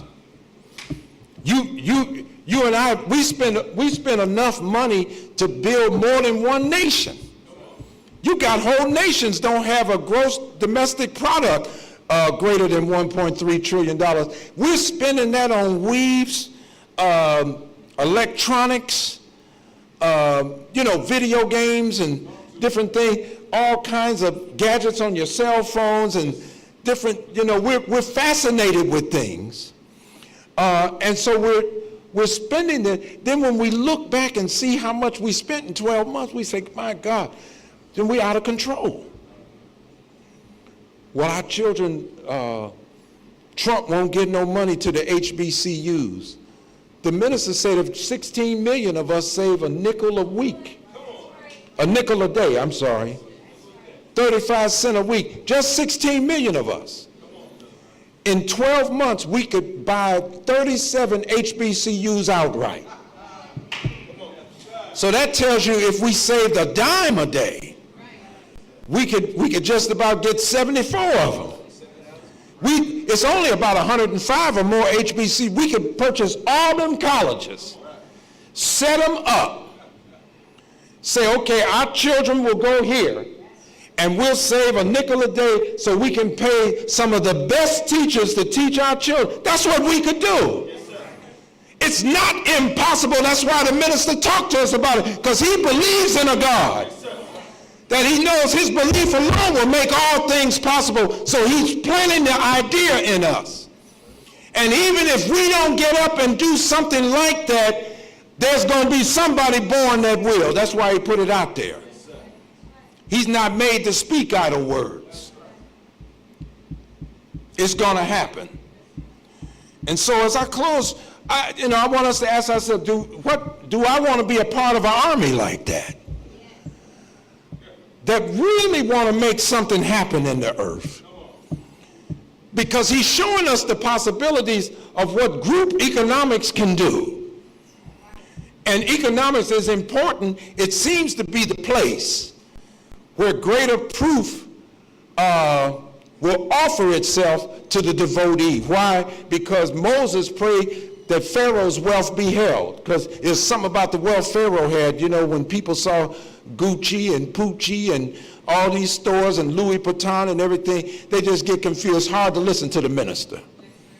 You got YouTube, you got Instagram, you got Periscope. Most of us is listening to all kind of teachings before we get here. Half the folks don't even need to come here to hear about the Honorable Elijah Muhammad's teaching. You can pull him up on YouTube. I get it. But where is it getting us, Sister Linda said? our own correspondence course for salvation, how far down the road are you getting? You know, are you saved by the cross? You know, I mean, think about it. Until we come together as a community, that's where your real power is. People in the community tell me that we're powerless in Philadelphia. I said, you got one card to play. That's control over yourself. What will control over yourself do? You can decide what stores stay open, which ones close up. And I'm talking about inside of 30 days. You can shut down every store in North Philadelphia. But it would take black people controlling themselves. Don't go in there to get nothing. Tropicana orange juice, nothing. They price gouging anyway. And just withholding is so powerful after somebody's depending on you to come every hour spending up your money. So the minister put that out there, and we tried that. Some of us cooperated, but most of us did not. This poor brother that can't get on a team, Kaepernick, you know, we're talking about, yeah, brother stood up by kneeling down, but how many black men gonna stand with him and give up Sunday football? You know, we always talking about people making money, they don't never stand up for the poor. Here's somebody stood up and the poor won't even stand up for him, and all you gotta do is refuse to watch a damn football game. You see how weak we are and how weak our enemy has made us. I mean, it makes you furious when you see what it's doing to us, because it's gonna take some strength to get out of this.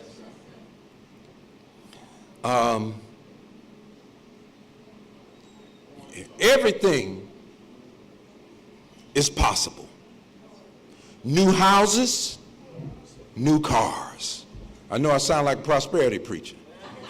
Nobody preached it like Master Farad Muhammad did. He put money out there first. There's no sense in me talking to the Negro about anything till I bring up money. But do you want to say, what about saying friendships in all walks of life? And that, well, hell, I don't trust nobody no way, especially after I get some money. No, he started out with money. Somebody just won the $393 million or something I saw on the news. You better believe they hiding, because they know us. If we know they won that money, and we figure they done went and cashed that ticket in, you done baked the cake for them and everything. I need $450,000. Oh my God. So I just wanted to say the Honorable Elijah Muhammad said that we were going to have so much wealth that it would make you ashamed. Now you know, really got to put my brain around that. So when somebody say, well, just tell me, I know everybody's gone now, how much do you really have? And you'd be so ashamed to talk about it. You'd be just, isn't that something? What kind of wealth is that? Where you're ashamed to even talk about your portfolio you got so much. Trump boasts about his stuff. He got stuff, that's why they don't talk about the Russians. He got too many hotels over there with them. He must have something down there on Guam, because I know he ain't about to fight North Korea over some people on an island, unless he owned it or got him a resort on it or something. But we're talking about some serious wealth. And wealth ain't just money, because some folk got money and they jumping out of windows, they poison themselves, they killing themselves. We need to look at the suicide rates and study those and find out what happens to a person in life that you can catch enough. You know, you're told you'll die and go to hell. Somebody say, well, if you kill yourself, you're going to die and go to hell. Isn't it obvious they're already in hell? If they would take their own life, most of us are trying to dodge a bullet, and you got somebody who will take their own life, then that shows you that heaven and hell is two different conditions in life. going to hell can't be a proposition that scares somebody that takes their own life, because they catching hell already in this one. So we want to get on a trajectory of some serious progress. And we have to push us mentally, because this thing is not about ability, it's about mentality. Black people are some hard-working people.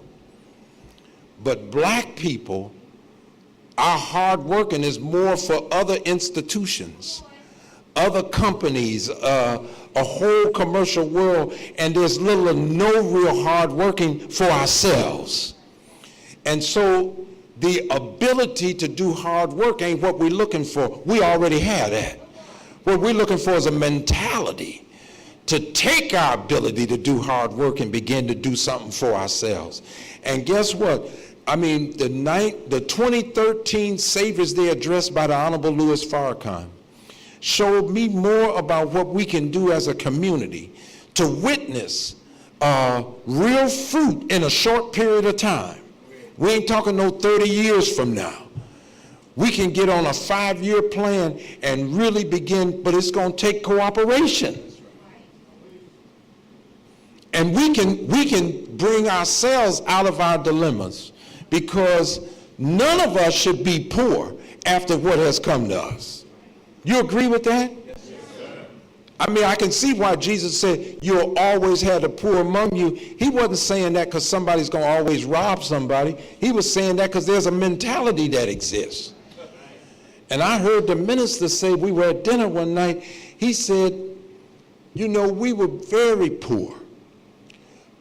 But Mother Khadijah and I, we were so happy with the Islam that had come to us that we never felt poor. Are you listening now?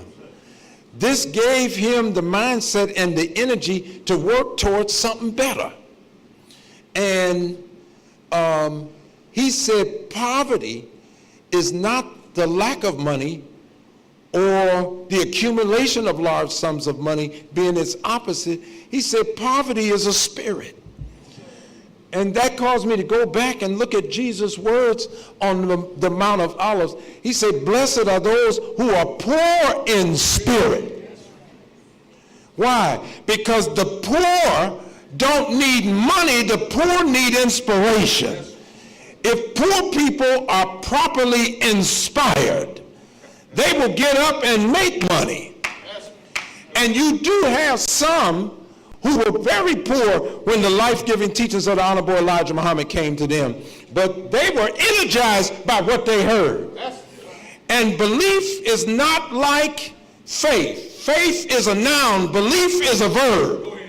And when you believe, you step out anyway. You don't calculate. Master Farad Muhammad knocked on the door of the Honorable Elijah Muhammad. And when he walked in and saw the pitiful condition that Elijah was in, that Mother Claire was in, he didn't say, let me give you a few dollars to help you out. He said, Elijah, if you will plant deep in your heart the resurrection of black people, you'll never want for anything. And soon people came to the Honorable Elijah Muhammad. Well, of course, he started out first with black folks that didn't want to see him with nothing. You got to go through that. And then he started finding a group that refused to live to see him live with nothing. They pulled up with a brand new car. They gave him the money so he could purchase a house. Soon he was bringing in money. He took money in a brown paper bag and gave to a Caucasian next door to him and purchased that Caucasian's house. From what I'm told, he never went in the house. He had the house raised all the way down, and that's where the palace is. Because he was in the other house next door to it. What I'm trying to tell you is, when you're faithful to what you have committed yourself to in life and you give yourself to it, and it's something that helps people, people will help you. You got to trust that. Because just like Minister Farrakhan is a minister to the people, the Nation of Islam has to become like a minister to the nations of people. And soon, just like they were arguing over who would have the honor of taking the black stone and putting it in the north corner of the Kaaba, it was Muhammad of Arabia who gave them a way to settle their dispute. Put it in a cloth, and each one of you take a corner of the cloth, and then all of you lift it at the same time and take it and lift it over. The Honorable Elijah Muhammad said, this is a sign the nations are going to come to help us. I'm telling you, we got a bright future.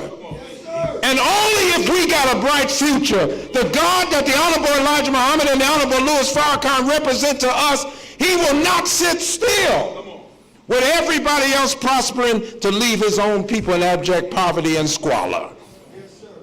We got to believe that. But what is needed in the earth right now is a demonstration that he has visited North America. There must be some evidence.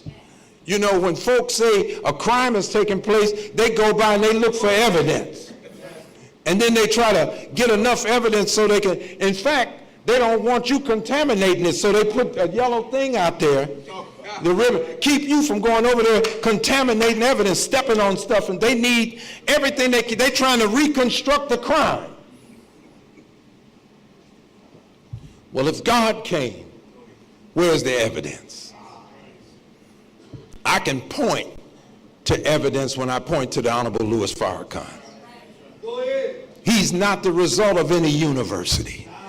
He's not the result of Hard Knock University from the hood, though he been to both of them.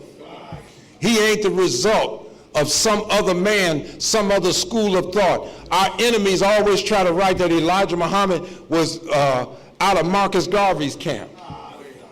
Well, you know, Elijah Muhammad, he was part of Noble Drew Ali. Ain't nothing to be ashamed of to have been with Marcus Garvey.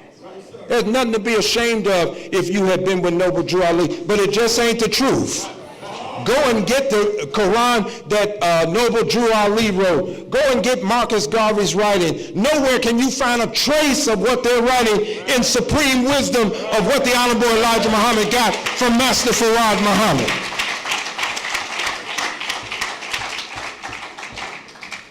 And that's not to pit these men against each other.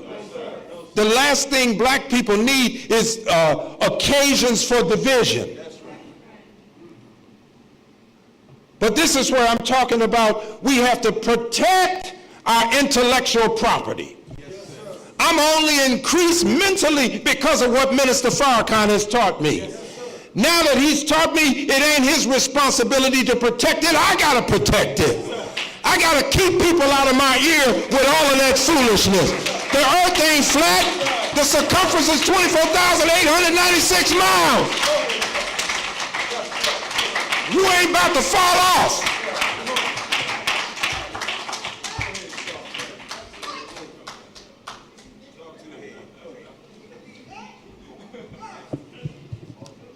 So family, you know, get seat belts or get to running.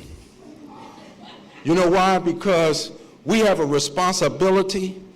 My job is a spiritual coach. I'm looking at the bench, and everybody gonna have to get on the field. I'm not gonna let you claim Elijah Muhammad. I'm not gonna allow you to claim Minister Farrakhan and then play yourself cheap. He suffered too much.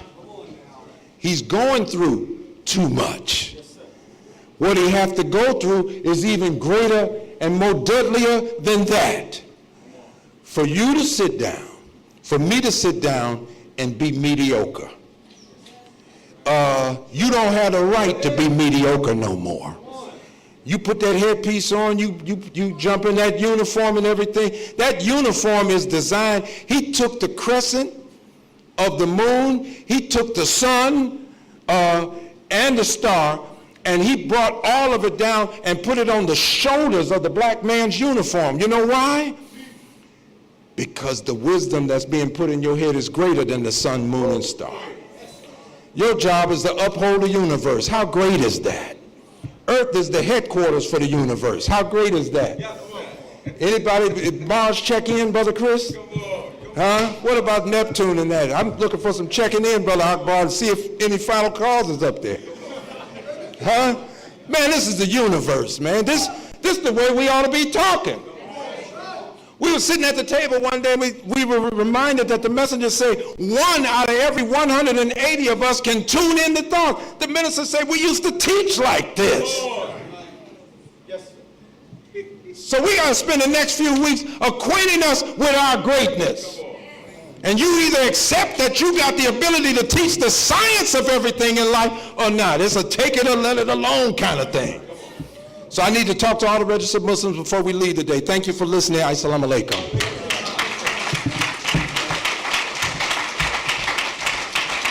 Allahu Akbar. Allahu Akbar. Money, good home, friendships, and all walks of life. Allahu Akbar.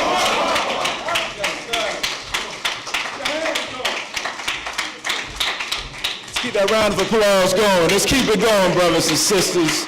That was a well-prepared meal that we had today. All praises are due to Allah. We just have a few questions before we move on to the next part of the program. And as he said to the registered believers, he wants to meet with us afterwards. But real quick, who is here for their first or second time? Can you please raise your hand high? All praises due to Allah. Let's give him a round of applause. We just have a few quick questions. And just how many of us here believe that what we heard today was the truth and was good for our people? Can you raise your hands high? That's what I'm talking about. Now, the question that we have for our first and second time guests, how many of you believe that it's true, that it's good, and you would like to return back and hear more of the life-saving teachings of the Honorable Elijah Muhammad? If you would like to, can you raise your hands for us? Come on down to the front. All praises due to Allah. We want to have you shake the hand of the man that was speaking today. We're going to ask you to come on up. Come on up. That's right. Praise be to Allah. How you doing, black man? What's your name? I'm Elias. Say it again. Elias. Elias. Elias. Elias. All right. Thank you very much for being out with us. Come on, have a seat right here. How you doing, sir? How you doing? All right. All right. Tell us your name. My name is Brandon. Brandon. Brother Brandon. Come on. Let's give it up for him. Come on, Brother Brandon. Have a seat right there. If there are any women, you are certainly welcome up. This ain't a one-gender-only movement. And we're dealing more with the reality of God than religion. There's a science to religion that we're not learning, and too often religion gets in the way of us learning the reality of God. That's why Paul said in the last days you can tell people have a form of religion, but they'll be in denial of its power. So we live in these churches and these mosques and everything. We got rituals, but we just live powerless. We don't never exercise the real power of the living God in our own life.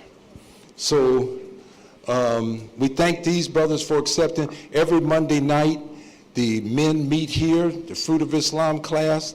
You'll learn more about the law and the training of the Fruit of Islam.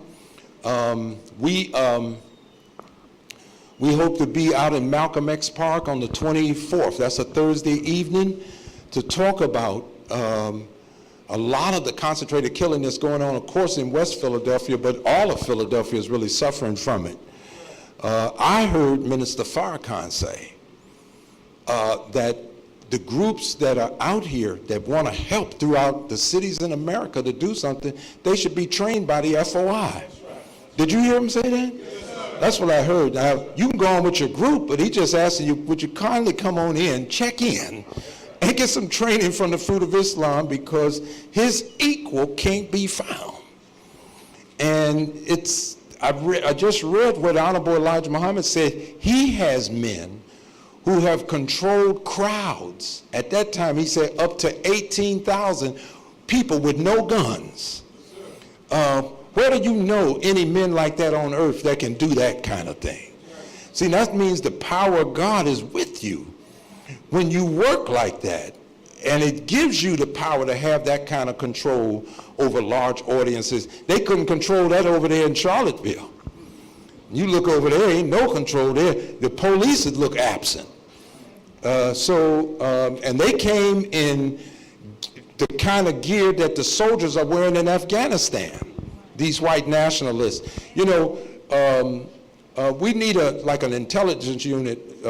We used to have a brother named Niall in Chicago, and he was the intelligence man. And he would, once a month, he would give us an intelligence report, and that's how we learned about the Bilderberg group, and he would just show all these different things. But these skinheads and all this stuff around us, when I found out how long they've been organizing for these white boys to come, that boy was from Ohio. That's a real racist state. They're coming around. You better believe some drove through Philadelphia from Jersey going down there to Charlotte. They're all in touch with each other. And Senator Vincent Hughes' wife, who used to be in the movies, was talking about Metzger. Anybody remember Metzger, the neo-Nazi group? He's the one, they drew a map back in 1984 of how they want to take over the United States. And they gave a large portion of the midsection of the United States. They want Minister Farrakhan to rule over that. They took all the Jews and put them up in Maine or New Hampshire. It's called Zog, Zionist territory or something. And then the white folks want all the western part of the United States. So Metzger's a real racist. He wants to carve up the country. These maps were in magazines and stuff. And you know why they want the western part of the United States? That's probably where all the missile sites are. So we'd be sitting over unarmed in another part of the country. So anyway, every Monday night at 7:30, we need to be out. And for those that are signing up, this is a good time to come to learn about a man, and he's going to be with us next Sunday. The minister will be speaking next Sunday, so we really have an opportunity to go more into the days ahead, the newer days ahead. Every Saturday morning at 9 a.m., they have a class here for the women of God, and at 10, right?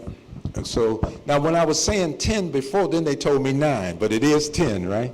So it's 10 a.m., good, and you're invited to be out. You know, when we trust something, because the way women have been raised, it's very difficult for women to come from the world and to begin to dress the way you see the sisters dress. Some women, you know, it's the closest thing that some can think of is a nun, but that's not what it really is. But when they believe and trust in something, these sisters went over to Paris and ended up modeling, you understand, and took the show. And it was supposed to be some product lines, very famous product lines, that have signed them on about helping them to design clothes. You know, we're coming up. And if we just believe that what he's given us is not going to hurt us, you don't need to dress up in that all black, running around. And somebody said the prophet's wife dressed like that. Mother Khadijah, the Prophet Muhammad's wife, was a businesswoman. When he met, you need to go read the life of Prophet Muhammad before you just accept all this stuff folks are doing. I heard the minister say that people look at the beauty of the life of Prophet Muhammad and they join the messages looking for that, and they run into a lot of other mess that have nothing to do with the prophet. So, you know, we have a lot to learn to help ourselves, but there are hazards on the road to try to keep us from becoming better people, okay? I want to ask you all for your financial support right now very quickly. So I'm going to ask, if you got $100, write the check out. Pull a $100 bill out. If you got $20, everybody that has $20, I need your help today. So this is a time to do it. Who can start us off with $20, $50, or $100? We need your financial support today. Who can give $20, $50? Who can give $20 today? Brother Vincent's hand is up. over there. All right, Brother Vincent back there. Yes. Anonymous with $20. Can somebody get Brother Vincent? He's right behind you, Brother Jack. Right behind you. Oh, he got up. He gave it to him. Okay, thank you all very much. Is there anybody else that'll give $20? $20, family. Who else will give $20? All right, Brother Gerald's going to give $20. Thank you, Brother Gerald. Thank you. Thank you. Who else? Pardon? $100 coming from Brother Roger. Come on, put your hands together for him. Put your hands together for him. Yes, ma'am. Who's that? Sister Cinquetta with $20. Give her a big round of applause. Come on. Come on, there must be some others. There must be some others that'll sow that seed today. Yes. Yes. Anonymous with $20. Come on now. Come on, family, let's move it. Let's get that $20 out. Let's get it rolling. Who else will give $20, $50, or $100? Who will help us today? You can write a check out to the Nation of Islam. If you have a credit card or debit card, just see Brother Lance and the Secretary of the Department. They can help you out with the cash machine right there. Who else will help us with $20, $50, or $100? This is your time to do it, to sow a seed. How many will do $10 today? How many can do $10? There's some hands going up right here and there. Brother Carl with $10, Brother Paul with $10. We got a couple of $10 over here. Who else will help us with $10? Anonymous with $10. And who else will help us over here with $10? Brother Mac with $10. Come on, give it up for him. Give it up for him. Brother Perry with $10. There's a brother over here with $10. Brother back here has $10 right over here. He's got his hand up. Come on. $10. $10. Dante with $10. Thank you so much. Thank you so much. Brother, $10. All right, come on now. Who else with $10? Okay, so you can make a check out. If you still want to give $50 or $100, there's a way to do it. See Brother Lance and the Secretary of the Department. For the sake of time, we're going to pass the receptacles through. Let's get $5 out. Let's get something out that folds. And let's sow a seed today. Now, we really want, and reaching out for all of you to come and to tell your loved ones that the Honorable Louis Farrakhan is going to be speaking next Sunday. You'll be able to get a live transmission right here from our flagship mosque in Chicago. He already has planned to come out. It's heavy on his heart, what he wants to share with us as a way of comfort to get us through a dark period that will come. And believe me, darkness will prevail over the land. The folks that lived in ancient Babylon, you couldn't have convinced them Babylon was going to fall. The folks that lived in ancient Rome, there's no way, as massive as Rome was. Rome was the world at that time. You couldn't have told nobody and convinced them that Rome would fall. And we're in the same situation today where we think this country can't fall. And those nations fell from within. No great enemy came. It won't be North Korea. It won't be Russia. It won't be China and all these other nations. Like, this country going to collapse right in on itself. Don't you see the government imploding the way the minister said it would? When you implode a building, you set charges off in the building. Then you step back and let it blow up and it falls right in on itself. They're doing it all on their own. They got the White House. They got the Senate. They got the House of Representatives, and they can't come together on a bill. Don't you see God planting confusion in amongst them? And now with this situation in Virginia, the senators, well-known senators, are breaking with the White House. And obviously Trump is tied to Steve Bannon, who's giving him all that jargon with these white nationalists and everything. You can see him reading a carefully crafted statement that keeps him from condemning the white supremacists and all of that. So, oh no, they got him. Trump ain't a Republican or a Democrat. He don't give a damn about either one of them. It's the people that's around him that's got an agenda. All right, I really don't believe he thought he was going to win. But now that he's up there, they already got a plan of where they'd like to see this country go. They want this country to go to a place that makes sense to them. And the America that makes sense to them is put the black man in his place. They got another name for us. Put him in his place. And all this stuff about them being up incorporated, get them out of there. Separate them, segregate them, and subject them to cruel and harsh punishment. And that's Steve Bannon's agenda. They got something in mind for us. And these are the people, unfortunately, around Donald Trump. And Asians are higher than anybody in this country as far as learning. Nobody's beating them in these higher institutions of learning. They've exceeded white folks in their grades and their outcomes and everything. But none of that makes a difference when white supremacy sets in. They don't care if they're more ignorant than you. And you have to remember, most of the white folks that started this country off couldn't read and write. The Messenger said a very low-base white person. So they'll put Jefferson out there and others out there in front of you. But you got to remember, they cleaned the jails out. And they didn't have a rehabilitation system. There was no teaching in those jails. Them dungeons, they let them folks out and they just let them run rampant over here. And so you're on a very cruel, ignorant, and rejected group of white people that started this country off with us.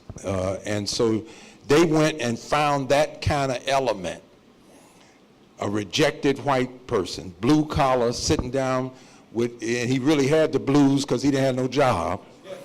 And nobody's talking about him and everything. Trump and them went and found that element of white folks that was just like the ones that made up the 13 colonies, and got them stirred up, registered to vote, and brought them back.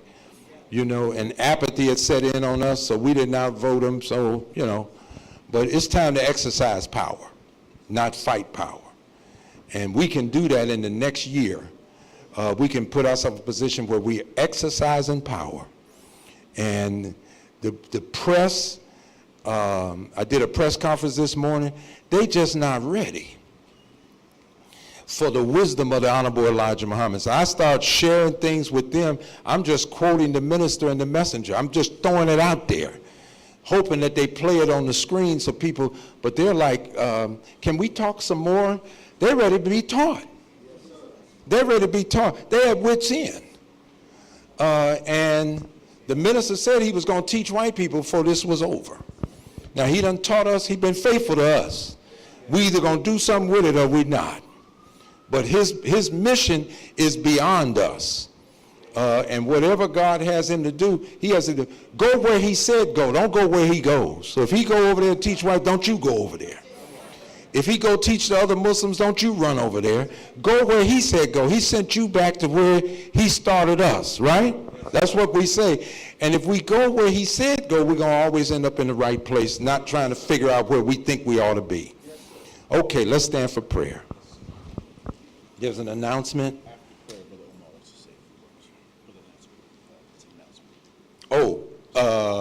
Okay. All right, with our heads bowed, let us pray. In the name of Allah, the Beneficent, the Merciful. Praise belongs to Allah, the Lord of the worlds, the Beneficent, the Merciful. Master of the day of judgment, thee do we serve, thee do we beseech for aid. Guide us on the straight path of those to whom thou hast bestowed favor, and not of those to whom wrath is brought down, nor those who go astray. Say, He, Allah, is one. Allah is He of whom none is independent, but upon whom we all depend. He neither begets nor is he begotten, and there's none like him. And I bear witness that none or nothing deserves to be served or worshipped besides Allah, and I bear witness that Muhammad is indeed his servant and messenger. Ameen. If we could just sit down just for a minute and hold your place. Where's Brother Omar has an announcement.